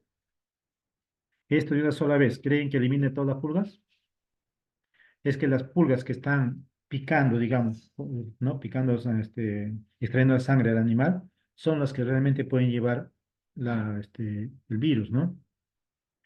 Los que están en larva, en huevo, en pupa, digamos, están creciendo, todavía no tienen este contacto. Podría haber contacto quizás de la madre en el huevo, muy, muy raramente, pero lo que están consumiendo, que están como pulgas ya adultas, son los que van a tener realmente transmitiendo el virus. Entonces, por eso que una sola vez sería suficiente si se aplica adecuadamente, ¿no? Se aplica por espolvoreo. Cuando se aplica por espolvoreo, ese polvo se puede quedar matando las pulgas hasta por 15 días ahí tranquilo, si no se los retira, ¿no? Pero si es una casa donde estamos aplicando, entonces ahí sí tiene que retirar porque también va a haber riesgo de contaminación a los productos, ¿no? Debe permanecer cerrado por una hora, nos dice, después de terminado, y no necesariamente, ¿ya? Una hora no va a ser suficiente. Y se hacen controles de índices, mire, índice específico, índice general de pulga, índice de infestación por vivienda, entonces empieza a manejarse criterios para evaluar infestación, ¿entiende? Por eso les traigo esta norma. Entonces, acá los insecticidas que sean almacenadas, esas cosas ya son generales. Índice de atrape de roedores, por ejemplo, mayor a 5%, ¿ya? O circulación de Yersinia pestis, ¿no? En reservorio de vectores. ¿Cuánto? ¿No? Esos controles van a ver acá. 6.3.2.1 vamos a ir luego. ¿Ya? Para ratas, miren, mediante uso de trampas guillotina. Una norma nos habla de control de ratas, pero está hablando, esta norma está para control de ratas afuera, en el ambiente externo, en la población, en las zonas, digamos, con vegetación, ¿no? Zonas desérticas, donde pueden estar las ratas, en los lugares cercanos a la población, pero externos, ahí se puede aplicar todos los métodos necesarios, ¿no? Y nos habla de las ratas, ¿no? Las ratas, las trampas de guillotina para ratas o ratones, ¿no? Lógicamente por tamaño. ¿Qué más? ¿Dónde deben colocarse? En lugares donde existencia, donde haya evidencia de roedores. Justo por eso llamamos infestación de roedores. Y vamos a ver señales de infestación. Donde haya presencia, actividad de roedores, ahí, ¿no? Todos los métodos de control se ponen por donde están la actividad de los roedores, cuando hablamos de roedores. ¿Y a qué hora se pone? A partir de 6 de la tarde, miren, ¿ah? Y se ha recogido 6 de la mañana. Entonces, cuando hablamos de control de roedores, 5 o 6 de la tarde se están activando todos los métodos de control y 6 de la mañana si hablamos de este tipo de trampas de guillotina, 6 de la mañana tienen que estar desactivándolos, porque ya en el día significaría un peligro para las personas que pueden estar en esos ambientes. ¿Listo? Entonces se colocan 6 de la tarde y se retiran 6 de la mañana, porque las ratas solamente son nocturnas, solamente de noche. Bien, pero ya tenemos las normas, lo que importa son criterios que están en las normas para utilizarlo en los procesos. Si usamos métodos químicos, deben ser rodenticidas, y si son rodenticidas, deben ser de anticoagulante de segunda generación, ¿ya? O preparar cebos a base de, ustedes conocían un producto, acá warfarina y derivados ya no existen, ¿ya? Esto ya no existen ahora. Ahí está el cumatetralil es el famoso Racumin en polvo, ¿ya? Que puede estar el cumatetralil como principio activo. Y con eso se puede preparar, como está en polvo, se puede preparar alimentos para hacer nuestros propios cebos. ¿Listo? Rodencia de dosis única, como la difacoma, ¿ya? O bromadiolona, o difetialone, por ejemplo, que está en Rodilon, ¿no? En la marca Rodilon, ¿no? Entonces son cebos de dosis únicas, ¿ya? Como tetravalil, necesita dosis múltiple, no va a matar con un solo consumo, tiene que comer 2, 3 veces todavía recién para que tenga suficiente sustancia que lo elimine. En cambio, esta bromadiolona, por ejemplo, van a estar como cerca de 1,5 gramos, 2 gramos de un preparado, si fuera un bloque, para eliminar un individuo. Un glifacón bastaría con 1,3 a 1,5 gramos, igual como el difetialón, por ahí. Entonces, esos cebos existen en el mercado en diferentes marcas. Lo que importa son los principios activos. Entonces, ya tienen acá criterios, algunos criterios. Y acá les dicen, miren, ¿se acuerdan? Distancias. Yo les hablaba más temprano. 5 metros se hace en lugares que hay mucha infestación y es posible que, por ejemplo, hay fuentes de agua, fuentes de alimentación ahí. Entonces, a cada 5 metros vamos poniéndole. ¿Ya? Menos de 5 metros es muy cerca para las ratas, para ratas. Para ratones le ponemos a 3 metros. Pero en ambientes abiertos, como este programa está para zonas externas principalmente, le ponemos a 10 metros, ¿no? En corralones grandes, por ejemplo, con esta norma estarían sustentando por qué le pongo a 10 metros. Pero incluso en lugares que, como dije, son desérticos, o no, una zona donde posiblemente no estén, solamente para monitoreo, le podemos poner a 20 metros. O sea, entonces son los criterios técnicos que justamente el experto es el que sabe por qué le pone ahí, por qué allá, por qué acá está más cerca, ¿no? En una zona donde almacenan residuos, en una planta de alimentos, por ejemplo, un área de manejo de residuos, ahí te ponen a cada 5 metros en todo el área de residuos y en las zonas cercanas a residuos. O sea, acumulo ahí por lo menos unos 5 o 6 puntos cercanos ahí en esa área de residuos. ¿Entiendes? En otras áreas quizás están a 20 metros uno de otro, ¿no? Entonces, es, la ubicación es adecuada de acuerdo a cómo tiene los hábitos los roedores y dónde pueden estar, ¿no? Principalmente dónde comen, dónde toman agua, ¿ya? O donde haya refugio. Esas tres condiciones se necesitan para ratas, ¿bien? Pero las normas son lo que nos importa acá. Entonces, estábamos hablando de control de roedores. Esto es para colocación de rodenticidas, se van a hacer controles, ¿no? Nos está hablando esto en ambientes abiertos. Y vamos a ir a 6-3-2-1. Cada vez quiero ir a 6-3-2-1 no es porque los tiempos son para nosotros un problemón, ¿no? Y entonces acá, cuando se habla de, miren, indicadores entomológicos, ¿ya? Para insectos, para la pulga. Entonces ya vamos a empezar a utilizar esos requisitos o criterios, ¿ya? Para evaluación. Por ejemplo, indicadores entomológicos. Índice general de pulgas, ¿ya? Número de pulgas colectadas, ¿no? Número de roedores capturados. ¿Cuántas pulgas por roedor? ¿No? Así. ¿Cuántas pulgas por roedor? Eso va a ser índice general de pulgas. ¿Ya? Cuando hablamos de pulgas, en ese caso. ¿Bien? Como pulgas. Cuando es este índice específico, número de pulgas de especie por número de roedor de especie, digamos por especie específica de roedor, ¿no? Si es rata de techo, rata de desagüe, o es una rata de campo, es un ratón, entonces el índice específico por tipo de roedor. Índice de infestación de pulga por vivienda. Como vivienda, miren acá, por vivienda. Número de pulgas colectadas, número de especies expulgadas, digamos como cuántos gatos, cuántos perros le han buscado a las pulgas y le han sacado, ¿no? Entonces, por número de especies, ¿no? Número de pulgas por número de especies, por animal, digamos, que que le lleva, ¿no? El que lleva el parásito. Cuando el índice de infestación de pulgas por vivienda, ¿no? Este índice es mayor o igual a 10, se trata generalmente de viviendas con alto grado de hacinamiento. ¿Ya? Miren, detalles ya, entonces nos van dando indicadores.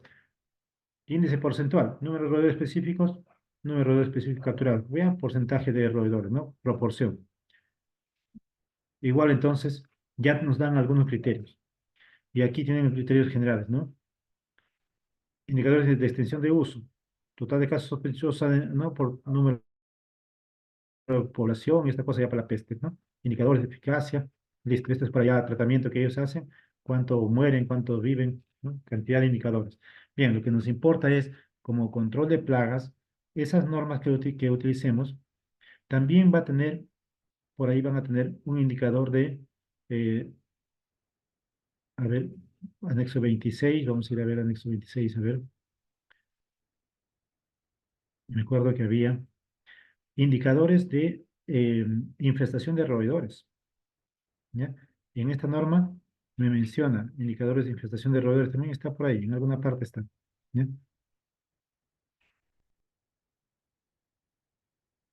Entonces, justo acá cuando habla de control de roedores, mira cómo preparar los cebos, ¿no? Ahí está el procedimiento para el control de roedores. Entonces, ya están a distancia, saben ya cada 10 metros, los ha puesto ahí, ¿no? Los herbicidas pueden ser de efecto agudo o inmediato. ¿Ya? Efecto agudo no pueden ser, señores. Ya esto, por ejemplo, es un error en la norma. En roedores no se puede usar venenos que lo maten por envenenamiento. Sabiendo que los roedores están viviendo en familia, si es que le ponemos venenos, la primera rata que come se muere al toque, ni siquiera a veces avanza ni 2 metros de distancia, se muere, y entonces nunca más comen ese producto nadie más, porque eso va a dar, como las ratas viven en familia, también hay un director de orquesta, ¿no? El macho alfa que va a dar las órdenes, y entonces nadie va a tocar ese alimento nunca más, ¿ya? Entonces los rodenticidas deben ser, ¿ya? De anticoagulantes de segunda generación, que matan de otra manera, no por envenenamiento. Son rodenticidas porque matan a la rata, pero no por envenenamiento. ¿Listo? Matan de otra manera. Entran a las células, generan problemas de ósmosis interna, ¿ya? Transferencia de líquidos. Entonces, por ejemplo, cierran el paso de líquidos y entonces las células se llenan de agua, digamos, ¿no? Y revientan. Y encima tienen antivitamina K, por eso se llaman anticoagulantes de segunda generación. Entonces tienen antivitamina K y no coagula la sangre. Y las células siguen reventando. ¿Listo? A ver, no sé, en alguna parte quería encontrar el índice de infestación de roedores. Ya, por aquí está. La cosa es que me va a decir, la cantidad del índice de infestación va a estar considerada como cantidad de roedores que se encuentran, ¿no? Con este índice que me habla acá, no mayor de 5%. Por ejemplo, este es un error tomarlo para industria alimentaria, ¿ya? No podemos considerar este criterio de 5% de índice de atrape. Índice de atrape me dicen, pongo 100 trampas, ¿cuántas trampas atraparon? Y entonces, cantidad de trampas atrapadas que atrapan roedores de un total de tantas trampas puestas, entonces como porcentaje, ¿no? De atrape. ¿Listo? Entonces, este 5% lo consideran para decir que ya necesitan actuar. Ya es digamos, un nivel de infestación considerable. Pero este es hablando de control de pestes y en el ambiente abierto. En planta de alimentos, señores, el índice, digamos, de infestación aceptable, nuevamente tiene que ser cero, ¿ya? No puede ser ni siquiera 0,5 ni 1% nada. 0% es el índice adecuado. Pero este control, como dije en alguna parte de la fórmula nos va a mencionar de cantidad de animal atrapado, digamos, trampas que atrapa, del total de trampas colocadas. Eso Con eso, muchos quieren sustentar que evaluación de índice de infestación. Yo prefiero utilizar, ¿ya? Y lo he utilizado muchas veces como índice de infestación, señales de infestación, puntos con señales de infestación sobre el total de puntos colocados. Preferible es eso, ¿ya? Señales de infestación que se encuentran de total de puntos colocados. ¿Y qué es una infestación? Una infestación es tal cebo comido, si es que hay una rata atrapada, o si hay una pisada, si es que hay heces, si hay orina, si hay todos los señales de infestación, ¿no?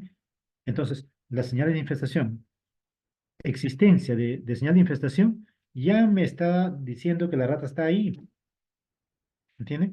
Entonces, el control, el índice que vamos a utilizar para entender el nivel de infestación en ratas debería ser cantidad de señales de infestación encontradas en diversos puntos, que tiene cantidad de puntos, digamos, o estaciones de control donde hay señal de infestación, ¿no? Sobre el total de puntos colocados. Entonces tendría yo índice de infestación real, como índice de infestación. Al menos en planta de alimentos tendrían que manejarlo así. Y el índice aceptable debe ser cero. ¿Listo? Sí, basta, si tengo 100 puntos y uno ya tiene infestación, entonces ya es un problema en la planta. ¿Ya? En la planta, los insectos, los roedores significan demasiada contaminación. Hemos estado viendo varias normas, ¿viste esto? También les quiero mostrar la norma 699. ¿Ya? Vamos a abrir la norma 699 2014. A ver, RM. ¿Y por qué le voy a abrir eso? Porque es una norma para control, señores, o control de zoonosis, son palomas, ¿ya? Cuando hablamos de control de aves. Entonces, para que también lo conozcan, lo vean, ¿no?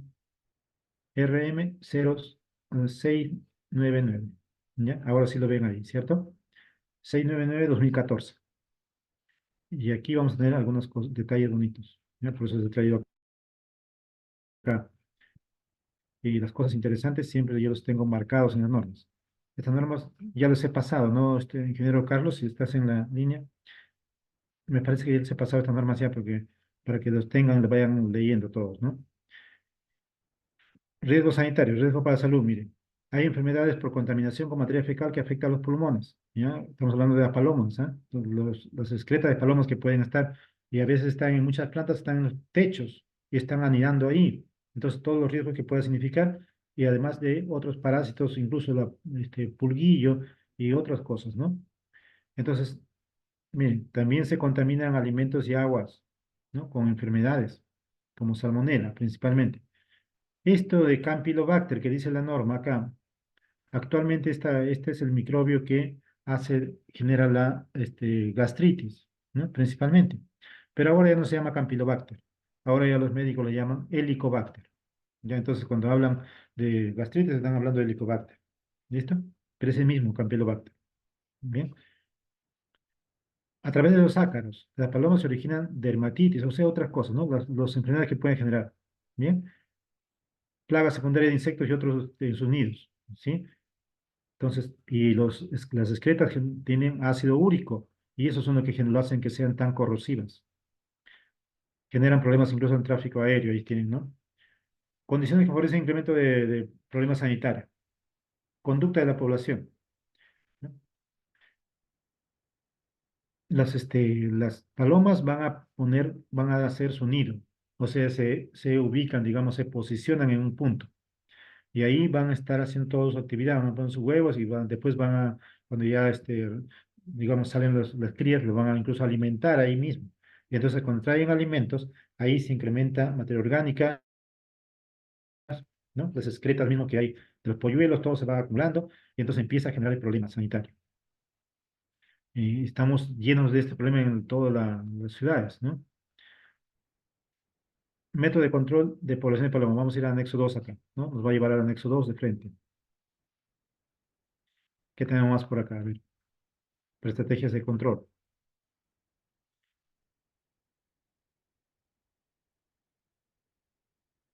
Repelentes para evitar aves que se posen aves en los lugares. Sí, métodos de control sanitario. Repelentes primero. ¿Ya?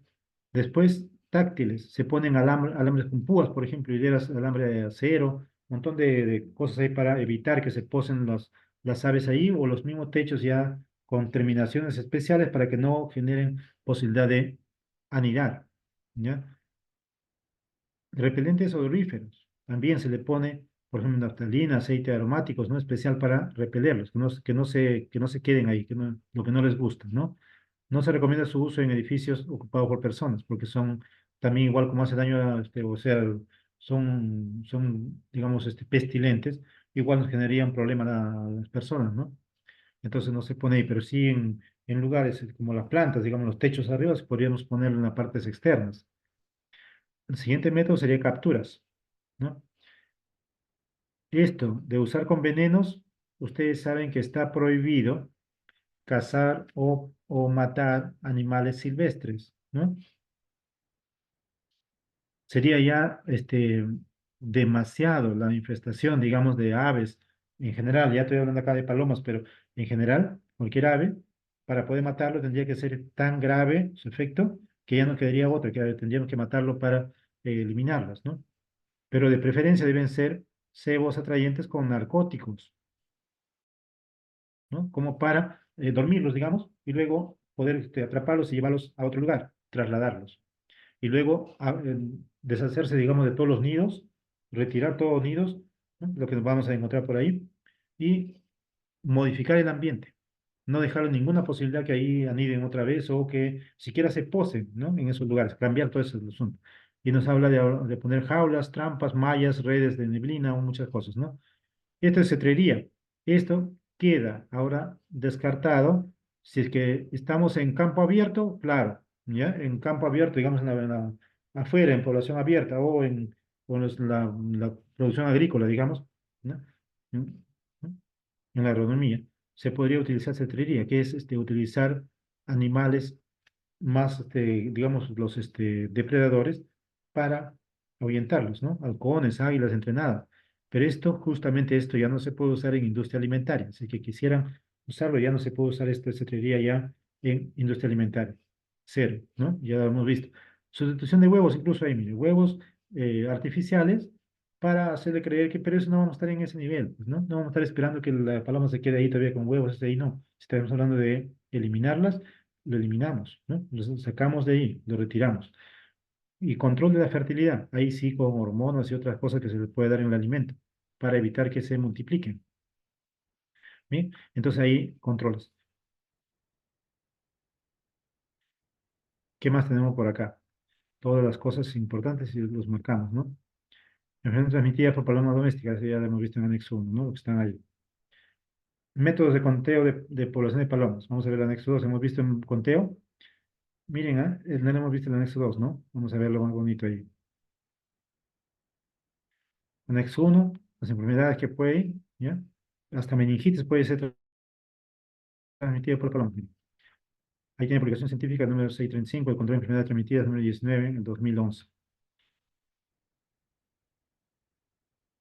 Entonces acá consiste en cómo se va a hacer el conteo de palomas. Miren, señal cómo evaluar la infestación en todo caso de aves en general, no solamente de palomas, ¿ya? Esto podemos utilizarlo para aves, para evaluar la infestación, para saber qué cantidad hay. Consiste en que dos personas, ya, dos observadores, simultáneamente hacen conteo en todo un área seleccionada. Esa área seleccionada, el sector dividido por puntos, siendo distancia de los puntos de 200 metros. O sea, en una longitud de 200 metros, por ejemplo, en una calle, en un ambiente, en una zona que se pueda evaluar, ¿no? Dos personas van contando ambos lados. ¿A cuántos conteo de aves en cada punto sea de 10 minutos? O sea, se para en cada punto a una distancia, 10 minutos, ¿no? ¿Y a qué horas? Entre 6 a 8 de la mañana o entre 4 a 6 de la tarde. Estos son los criterios técnicos que hay que manejar, ¿no? Y ahí están las referencias del año 72, son bastante antiguas, ¿no? Pero hay referencia técnica y por qué lo hacemos, ¿no? ¿Por qué se tiene que hacer así? El radio de conteo hasta 50 metros. O sea, se paran en un ambiente, en un lugar, y evalúan hasta 50 metros de distancia, porque hasta ahí van a poder diferenciar fácilmente, digamos, para contar, ¿no? Más lejos ya no va a poder contar con mucho detalle, ¿no? Pero solamente me sirve para esa zona. 50 metros, digamos, van avanzando de 100 metros en 100 metros, mejor dicho, ¿no? Cubren un área de 100 metros de ancho y 200 metros de largo. Y luego hacen lo mismo más allá, ¿no? A 100 metros más allá. ¿Listo? Y avanzan, avanzan. Y de esa manera podrían contar la cantidad de animales que encuentran ahí. ¿Listo? Y no nos dice, por ejemplo, cuánto sería adecuado. Tampoco no está, ¿ya? Pero tendríamos que ver. Si hablamos de industria alimentaria, nuevamente, cero, ¿ya? Ojalá fuera cero. Bien. ¿Qué normas más tenemos? Siempre va a haber normas, un montón. ¿Ya? Y para cada tema va a haber norma. Y vamos a entrar a ver otra norma. Aquí sí vamos a ver la norma de a ver, ¿dónde está? La cero, a ver, ¿dónde está? 228, ¿ya? Esta norma, 063, ¿ya? Es para, resuelve, vigilancia y control integrado de insectos vectores, artrópodos, molestias, es para enfermedades, señal del Ministerio de Salud. Preferible, vamos a abrir la 228. ¿Listo? Eso lo voy a compartir.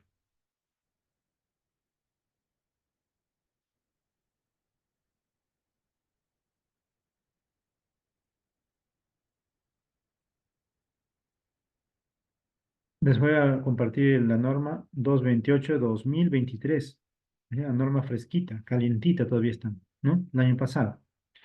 Y esta norma, miren, es para la vigilancia entomológica y control de Aedes aegypti. Este es el zancudo que transmite el dengue, ¿ya?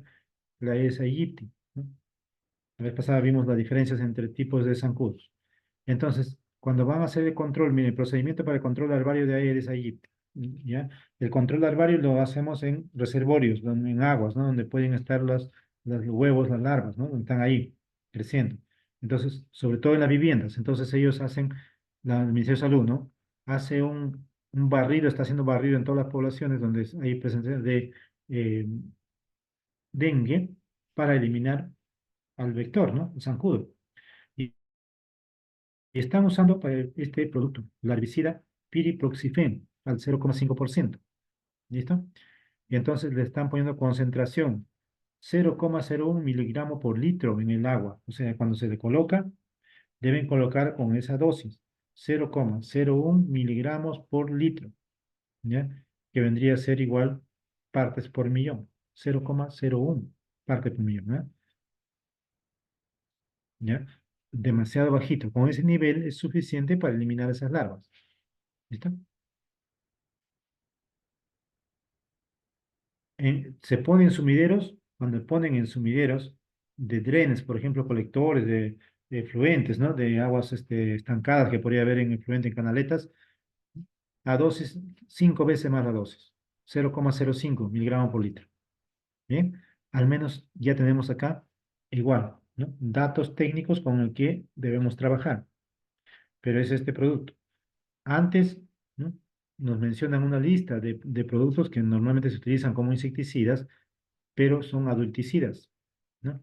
Entonces no se puede usar en el agua de consumo humano, digamos en un tanque de agua que vamos a consumir, no podríamos usar este. Aquí está el piriproxifen, ¿ya? Pero a un nivel tan bajito para que no genere problemas a las personas, ¿listo? De todas maneras nos llega la contaminación, es mínima, ¿no? Pero nos llega, pero no nos va a hacer daño, no nos va a generar problemas. Entonces, 0,01 miligramos por litro, entonces eso también es importantísimo. Y en esta norma también va a tener indicadores de digamos, de infestación, ¿ya? Aquí están calculando cantidad de producto por volumen y esta cosa que por acá también va a haber cálculo de desinfectante, ¿no? Para preparación de desinfectante, varias cosas hay acá en esta norma, pero me importa principalmente el de evaluación de infestación, ¿ya? ¿Dónde estaba? Ya, el asunto es que nos va a contar cantidad de larvas, por ejemplo, por recipiente, por reservorio, ¿no? Por tanque. Y entonces esos indicadores van a llevarlo para comparar, digamos, y tomar acción, ¿no? Aquí está, miren, cobertura, cobertura, cobertura, cobertura, ¿no? No, esto no es, cobertura es primero. Cobertura, número de viviendas habitadas, número de viviendas, recuentos, cantidad de indicadores. Cobertura de viviendas son para coberturas. Aquí está, listo. Por acá están los indicadores de infestación. Índice aédico, índice de AEDES, ¿ya? Número de viviendas positivas por número de viviendas inspeccionadas en una población cualquiera, para entender la población, para que vean cómo trabaja salud cuando hace todo esta campaña de, ¿no?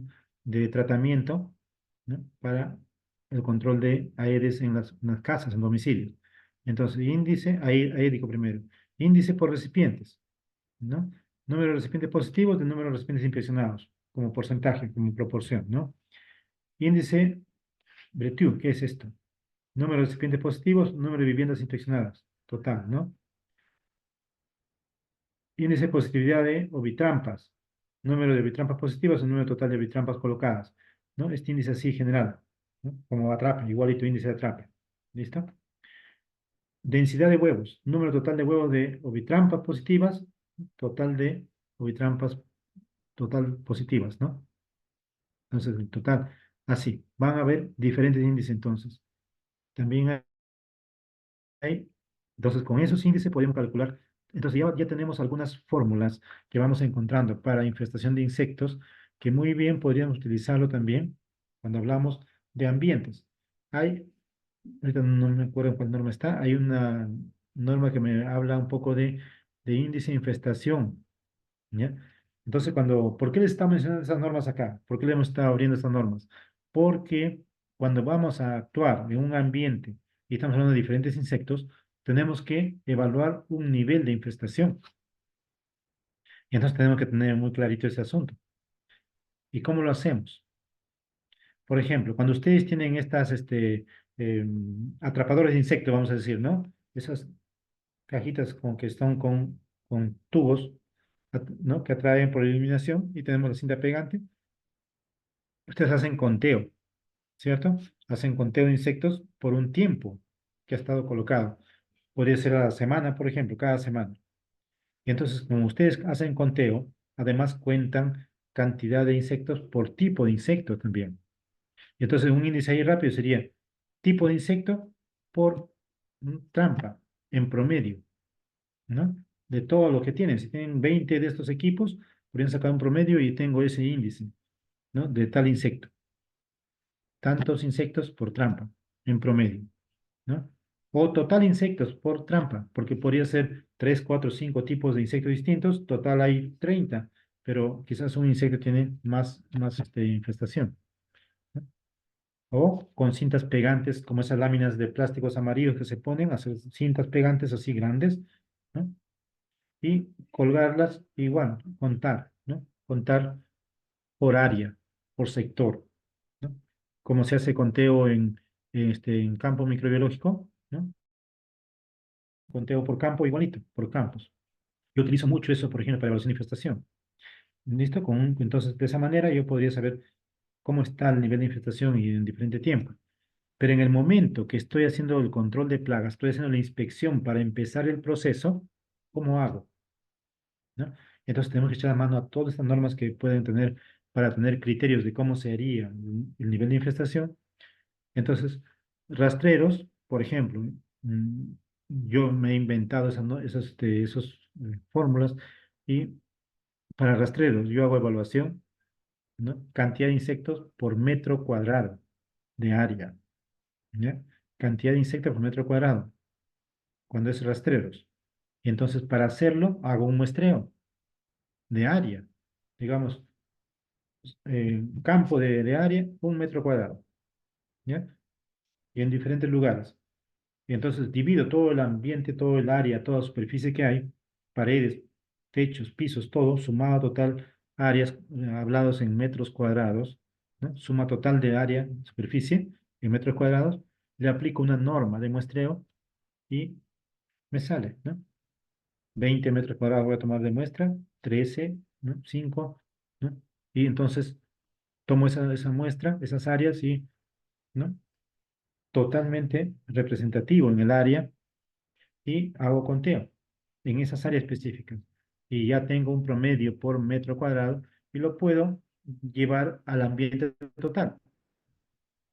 Y entonces tengo un indicador de número de insectos por metro cuadrado en promedio general, ¿no? O total insectos en el ambiente, rastreros. ¿Cómo hago con voladores? Tendríamos que tomarlo en volumen, ¿no? En volumen. Tengo tantos metros cúbicos y acá estoy encontrando tantos insectos voladores, por ejemplo, ¿no? Cuando es posible contarlas. Entonces, estoy usando ese criterio que está, por ejemplo, en el control de aves, vamos a decir. Me pongo un punto y empiezo a ver, ¿no? Cantidad de insectos que hay, qué tipo de insectos hay en ese volumen de espacio, ¿no? De ambiente. Y en otro ambiente igual, en otro ambiente, y al final tengo, de hecho, un muestreo, he hecho varias áreas de muestreo y puedo sacar un promedio. No están escritos en las normas. ¿Listo? Pero tendríamos que tener un método para evaluar la infestación. Y con ese método de evaluación de infestación al ingreso, antes de empezar el proceso de control, ¿no? Igual tendría que ser el mismo método de evaluación en los mismos puntos de conteo, además, después de las aplicaciones. Y entonces yo podría decir qué nivel de efectividad he tenido, qué tanta eficacia he tenido, ¿no? Y puedo sustentar eficacia. Bien. Entonces, así general, yo les quiero contar eso porque eso lo tenemos que hacer para poder evaluar. Pero todas estas normas que estamos mencionando nos pueden servir para ese asunto. Bien, y les voy a llevar nuevamente a la diapositiva, la diapositiva era muy grandaza, ¿no? Unos 3 diapositivas y estaba todo. Entonces, ya en lo que es control de plagas, gestión de plagas, hemos visto la mayoría de normas, hemos visto incluso BRC, ¿no? Hemos visto, lo que no hemos visto ha sido eh, el códex alimentarios. Y es mejor que lo vean una vez antes de que pasar a otro tema, ¿no? y vamos a ver el códex. Entonces tenía por acá el códex, a ver, vamos a verlo. No, no, no hay. Bien, vamos a verlo acá. A ver, CXC001, revisión 2022, ¿no? PGH de Códex Alimentarios. ¿Y dónde vamos a ver el códex? 11.2, ¿ya? Y ahí está, 11.2. Ahí les voy a compartir. Ahí tienen 11.2 del Códex Alimentarios. PGH de Códex Alimentario, revisión 2022. ¿Ya? Entonces, vean lo que me dice el códex. Cuando hablo de plagas, sistema de gestión de plagas o control de plagas, me va a decir, la plaga supone una amenaza importante, amenaza para la inocuidad, ¿no? Ya, primero es una importante amenaza para la inocuidad. Y es la razón de por qué controlamos, cuando hablamos en alimentos sobre todo. Lo controlamos las plagas no porque queramos matar las plagas. Se controlan las plagas para evitar la contaminación de los alimentos. Es la razón por qué, ¿no? ¿Por qué hacemos esto? Y ese control de plagas es parte del programa de higiene y saneamiento. Y como tal, es parte del esquema de gestión de inocuidad en la planta, ¿no? Un sistema de gestión de inocuidad. Entonces, el control de plagas no es asunto porque quiero matar el bicho, es porque no se, para evitar contaminación del alimento. Entonces, la plaga ya es un contaminante muy alto en la industria alimentaria. Sin embargo, un buen diseño de planta, es lo que cada rato les hablo yo a ustedes, un buen diseño de planta, una disposición adecuada y un mantenimiento adecuado de, digamos, de edificaciones y también el manejo adecuado de los residuos y la higiene correspondiente en los ambientes va a evitar, va a disminuir la proliferación o la infestación de las plagas, ¿no? Va a evitar. Y entonces, al hacer esto, vamos a reducir la necesidad de plaguicidas. Y reducir la necesidad de plaguicidas, señores, en industria alimentaria va a significar, de preferencia, cero plaguicidas. ¿Listo? Reducir. La necesidad de uso de plaguicidas debería llegar a cero, ¿ya? Que no se use. Y en la 0.22, ¿no? Ya habíamos visto de que estas actividades de desinfección, desinfectación, de retización, por ejemplo, no tienen, ¿no?, frecuencia de ejecución. Entonces depende del ambiente, depende del establecimiento. Si el establecimiento tiene control suficiente, no hay bichos y ya está cerrado herméticamente al ingreso de cualquier plaga, no tiene por qué estar aplicando nada. Y podría estar aplicando recién a 2 años, a 3 años. ¿Por qué tiene que ser? ¿Quién le tiene? Nadie le puede obligar a algo a 3 meses, a 6 meses y esas cosas, ¿no? Ya hemos hablado de eso antes. Justamente por eso hablamos. Pero es por esta razón, ¿ya? El códex nos dice que a pesar que la plaga sea una fuerte amenaza de inocuidad, lo más importante es cerrar el ingreso, ¿ya? Un buen diseño, manejo adecuado de toda la instalación, mantenimiento adecuado, manejo adecuado de residuos, ¿ya? De fuentes de alimentación, digamos, por insectos, por los roedores, y reducir la necesidad de plaguicidas. Ojalá fuera a cero, ojalá fuera a cero. Y igual como eso, vamos a encontrar, no, ya no me pasé mucho, en 11.2.5, ¿ya? Vamos a ver acá 11.2.5, miren qué le dice 11.2.5. Control de la infestación. Si ya ingresó el bicho a la planta o al ambiente, es necesario aplicar, ¿no?, las medidas que sean necesarias. Pero debe ser una persona cualificada o empresa, ¿no?, que tenga personal cualificado y debe ocuparse inmediatamente de la infestación de plagas. Entonces, la infestación es el ingreso de la plaga. Pero, como ustedes han visto la definición de plaga, ¿cierto? Las normas nos hablan de que se llama plaga a la cantidad de animales, roedores que puedan estar presentes y que puedan poner en riesgo la inocuidad del alimento. Porque las definiciones van a decir, si esa cantidad de animales, ¿no?, puede generar contaminación directa o indirecta del alimento, ¿no?, ya es una plaga. Entonces, una sola mosca en un área de alimentos es una contaminación tremenda, un riesgo tremendo a la inocuidad, ¿ya? Mucho más de lo que estamos pensando con lo que dice la norma más arriba, ¿ya? Entonces, pero si vamos a aplicarlo y debe ser inmediato, se metió una mosca a la planta, por ejemplo, de alimentos, tendrían que parar la producción en ese momento. Y en ese momento aplicar, lógicamente, previo, ¿no?, de una manera adecuada que no ponga en riesgo la inocuidad del alimento. Y eso nos va a decir varias normas. Si aplicamos métodos de control de plagas debe ser evitando la contaminación de los alimentos, garantizando la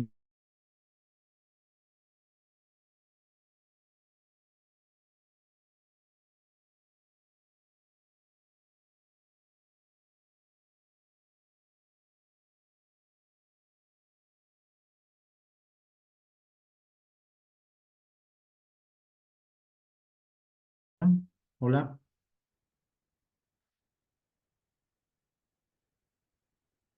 colega, ¿me escucha?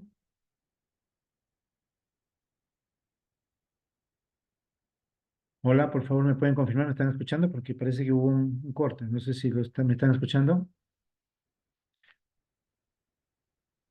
Gracias, Carlos. Muy bien. Entonces, sí.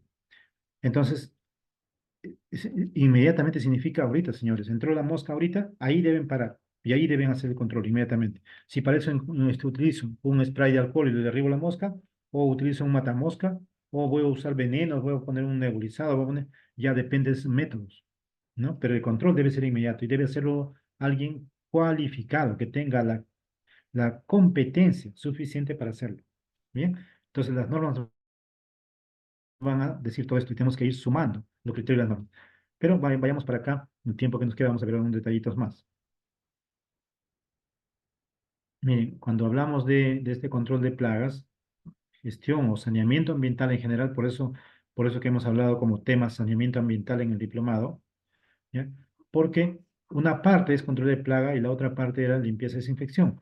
Pero en estas actividades de gestión de plagas y limpieza y desinfección, también usamos sustancias químicas. Bien, y entonces tenemos que manejar adecuadamente esas sustancias químicas, sobre todo los venenos. Entonces vamos a tener normas, por ejemplo, en Minagri, ¿no? Del Ministerio de Agricultura, varias normas que me dan la lista, por ejemplo, de plaguicidas prohibidos, ¿ya? Y una última, por ejemplo, acá, vamos a abrir unas normas últimas que hay, por ejemplo, desde 2023. ¿Qué cosa han puesto acá en 032? Bien, vamos a ver 032-2023, para que vean ustedes de qué estamos hablando.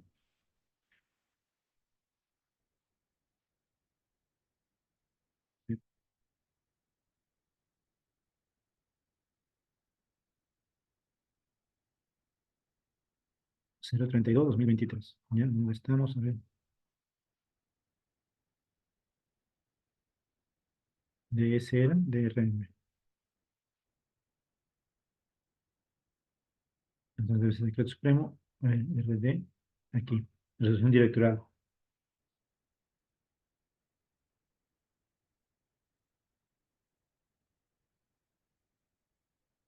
Me parece que la máquina ya no quiere abrir. Ah, esto era fe de ratas. Pero vamos a cerramos esto. Vamos a buscarla de nuevo. Voy a tener que cerrar algunas normas quizás. Mire, esta es la última norma de SENASA que salió con respecto al uso de productos. ¿Ya? Y es interesante que lo veamos así.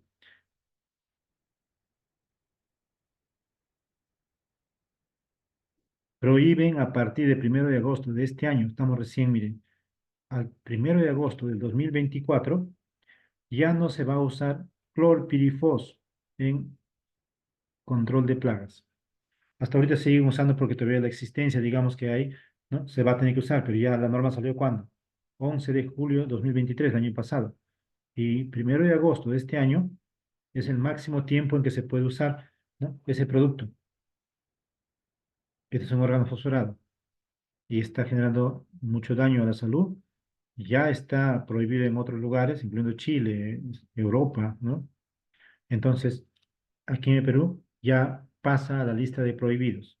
Con esto, ya son más de 30 productos o 40 productos que Perú en sus normas tiene prohibido. Pero todavía hay algunos productos que siguen usándose a pesar que ya están prohibidos en otros lugares, ¿no? En otros países, por ejemplo, en otras reglamentaciones. Entonces aquí está toda la norma, la exigencia que se prohíbe. Entonces necesitamos saber eso cuando manejamos sustancias químicas. ¿Ya? Necesitamos usar la lista de productos autorizados. Por eso que necesitamos resolución de DIGESA para productos que usamos en salud pública. O autorización, estar registrados en SENASA, digamos, ¿no? Para usarlo en la agricultura. Y esos registros que se hacen ahí, ¿no? Deben ser productos que están autorizados, que se puedan usar y que puedan estar. Y hay productos que ya están prohibidos hace desde el año 91 que ya se prohibieron, por ejemplo, los organoclorados. Aún así se sigue encontrando en los alimentos esas sustancias, porque esas sustancias son muy persistentes en el ambiente. Se han hecho estudios ya de 300 años, siguen las moléculas similares, igualito, no ha cambiado. Y se estima que hasta 1000 años quizás duren esas, o más de 1000 años duren esas sustancias, esas moléculas en el ambiente. Por eso que se sacaron de circulación. Y cada vez que se va detectando, estudios que van detectando el daño que generan esos productos, se están quitando del mercado, ¿no? Se están prohibiendo su uso. Bien, entonces igual tenemos lista de plaguicidas prohibidos por SENASA, miren esto, ¿no? Si vemos este documento, ¿eh? Todos disculpen, no lo estoy compartiendo. En el campo de la agricultura, todos los productos que están en la lista de productos prohibidos en el Perú, ¿no? Esto y algunos estaban prohibidos, mira, en el año 2000, en el año, ¿no? 2004, fecha de 1999. En 1991 se prohibió ya todo órganos clorados, ¿no? 91, desde ahí empezó las prohibiciones. Pero se han ido prohibiendo durante el tiempo, hasta el 2020, paraquat, por ejemplo, ya no se puede usar, ¿no? ¿Qué más? Metamidofos. Este producto es muy dañino, se usaba a cantidad y recién se ha prohibido en 2020, ¿no? Ya estaba, digamos, considerado como prohibido en otros países y acá se ha seguido usando incluso, ¿no? Muchos años después. O el clordano, ¿no? No estaba acá, por ejemplo, el clorpirifos todavía, ahora recién se ha incrementado en este año, 2023, recién. En el 2021 también se ha prohibido otros alimentos, ¿no? Otros productos químicos más, ¿no? Entonces, esto necesitamos saber, por ejemplo, esta lista. Y no deberíamos usar ninguno de estos productos sin ningún control. Si usamos para control de plagas, incluso en áreas externas, podríamos usar incluso organofosforados, ¿ya? Pero no deben ser los productos que están prohibidos. ¿Listo? Entonces, necesitamos también manejar, ¿no? Las normas para manejo de las sustancias químicas. Entonces hay varias normas que han ido prohibiendo productos, ¿no? ¿Qué tipo de productos? Y entonces en ese tipo de productos son los productos que vamos a usar solamente deben ser los que están autorizados por la autoridad sanitaria correspondiente para esos usos, tanto en la agricultura, digamos por SENASA, o en la salud pública autorizada por DIGESA. ¿Listo? Y vimos en la 020-2022 justamente esa exigencia, que los productos tienen que tener resolución de autorización de uso, tienen que tener su ficha técnica y hoja de seguridad, ¿no? Para que pueda usarse adecuadamente. Lo mismo en insecticidas, rodenticidas, desinfectantes, hasta en detergentes tienen ese tipo de documentos, ¿ya? Que deben tener. Por último, vamos a hablar de ¿ya? Hay muchas normas en productos acá. Para productos también vamos a ver varias normas, varias exigencias y tenemos que tener lista de plaguicidas prohibidos. Pero también hay lista de plaguicidas autorizados por DIGESA.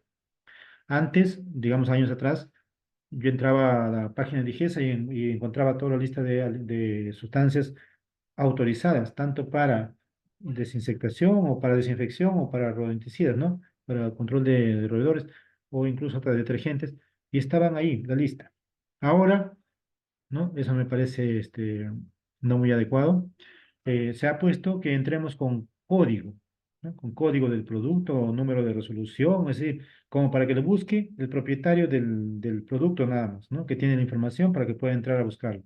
Y no podemos buscar la población con cualquiera, no podemos buscar, y eso está incorrecto, ¿no? Si es que alguien trabaja en salud, es necesario que se corrija, eso no está bien. Debe estar a disposición de la población, y no está así, ¿no?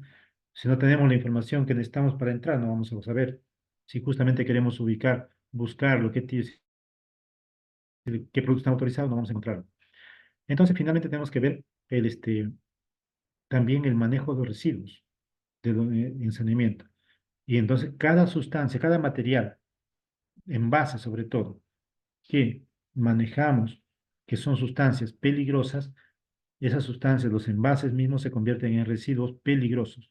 Entonces tenemos que manejarlo con la ley de gestión de residuos, del relativo 1278-2016 y su reglamento, ¿no? El RM 014-2017.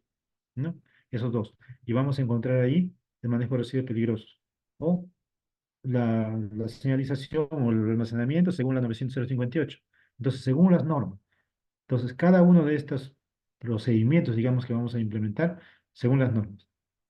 Pero además de esto que hemos visto acá, desde para limpieza y desinfección, para gestión de plagas, para manejo de las sustancias químicas y gestión de residuos que van a estar mutuamente relacionados todo esto, además de eso necesitamos manejar, señores, las normas de seguridad y salud en el trabajo. ¿Ya? Necesitamos cumplir esas normas de estándares en salud ocupacional, digamos, ¿no? Seguridad y salud en el trabajo, todas las normas que apliquen. Y también otras normas en gestión ambiental, no solamente la norma general, sino todos los requisitos más en gestión ambiental, ¿no? En manejo adecuado. Dentro de este manejo de residuos, ¿no? Podemos estar viendo la misma norma, por ejemplo, el artículo 36 del decreto legislativo 1278, le dice que usen la 900-058, por eso que ya es obligatorio su uso. ¿Bien? Pero también nos van a dar qué tipo de, de residuos son peligrosos, ¿ya? Para manejar residuos peligrosos, para manejarlos así. Entonces podemos abrir a 014-2017, ¿ya? Un minuto que queda para que lo vean, ¿ya? Y podemos ver en el anexo 4, ¿no? Vamos a ver acá, RDS o RM.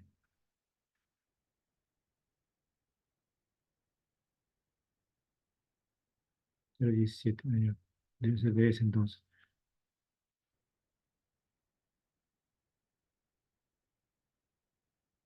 014-2017 debe ser. ¿Dónde está? Y acá está.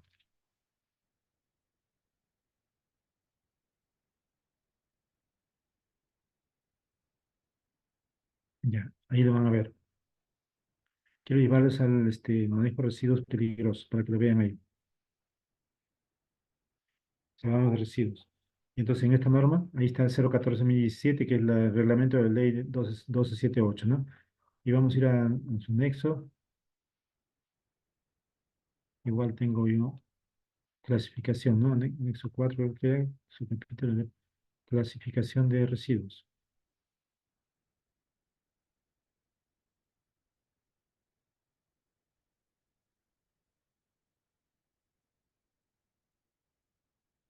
Quiero ubicarlo en este cuadro, me parece está marcado, ¿no? En uno de estos cuadros yo los he marcado las partes importantes. Ahí están, miren. Residuo A4, sí lo ven, ¿no? Por acá. Residuos que pueden contener constituyentes orgánicos o ¿no? inorgánicos o orgánicos. ¿Ya? Entonces, dentro de eso vamos a tener A4, residuos resultantes de la producción, la preparación, utilización de biocidas, ¿ya? Insecticidas cualquiera, biocidas en general, fitofarmacéuticos, todas esas sustancias, ¿no? Conversión de residuos de plaguicidas, herbicidas, ¿no? Todos ellos. ¿Qué más?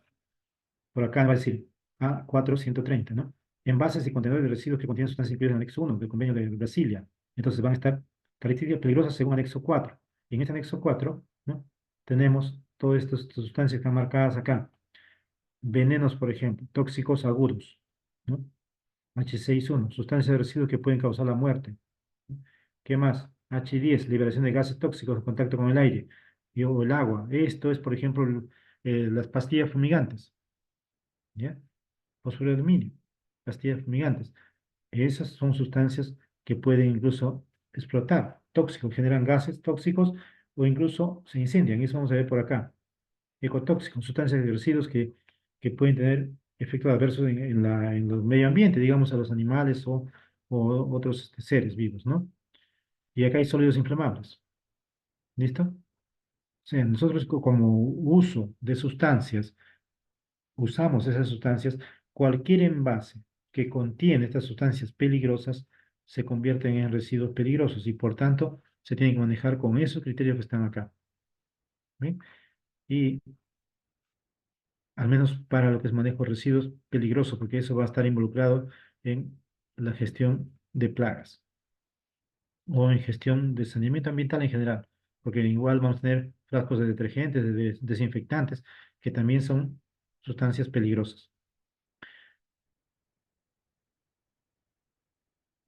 Bien, entonces, señores, eh, algunas consultas que tengan aquí, ¿ya? Hemos querido con este material, ¿no? Sobre todo el paseo por las normas, es lo que más importante era, ¿ya?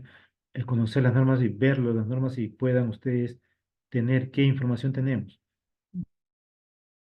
No son perfectas las normas, pero sí tienen, ¿no? Sí tienen muchos criterios. Y nosotros, cuando hacemos trabajos de saneamiento, tenemos que desarrollar esos criterios al máximo. Tenemos que ser mucho mejores todavía en manejar esos criterios.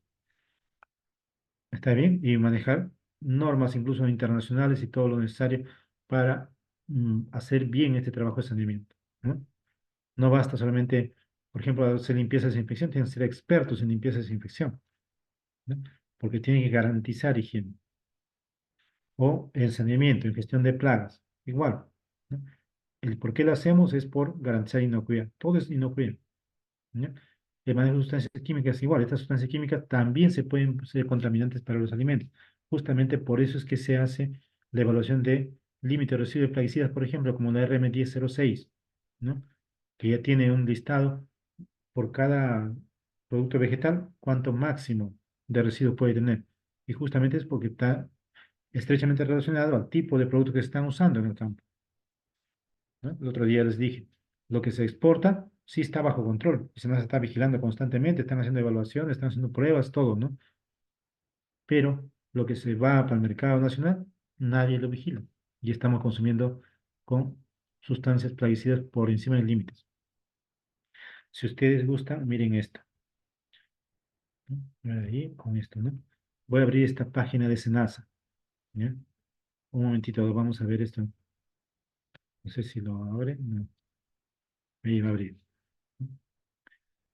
Vamos a entrar a ver, por ejemplo, los residuos de plaguicidas que se están haciendo, las pruebas que se están haciendo, las evaluaciones que se hacen, ¿no?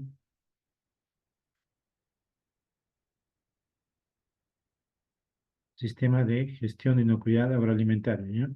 En ese sistema vamos a encontrar esto.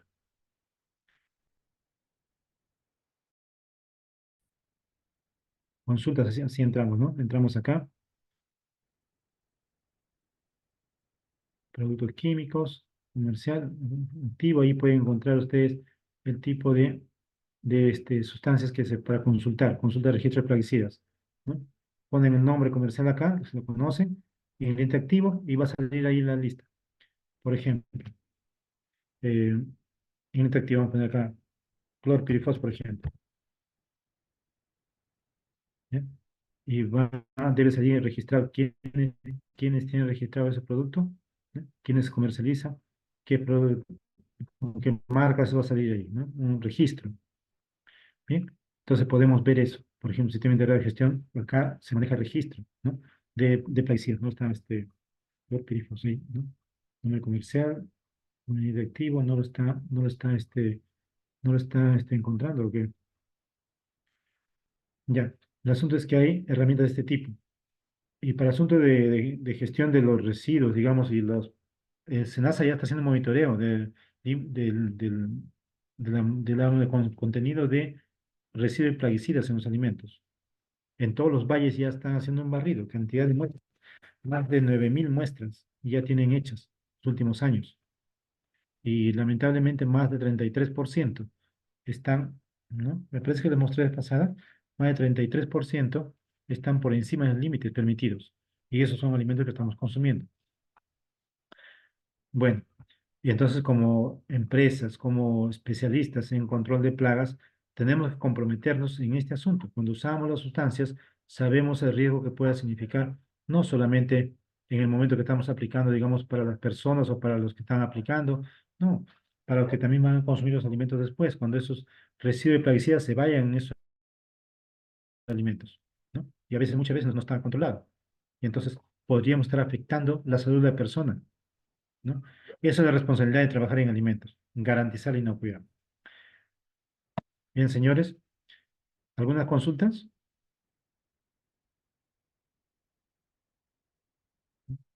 Vamos, seguro el diplomado va a continuar con más cursos y ya nos vamos a ver pronto Entonces, en algunos temas de técnicos, ya de hacer los procedimientos, hacer la ejecución del programa. Muy bien, bueno, entonces vamos a ya terminar aquí. No hay consultas, vamos a dejarlo ahí, amigo. Muchísimas gracias. Gracias, ingeniero Carlos, y vamos a estar ya esperando.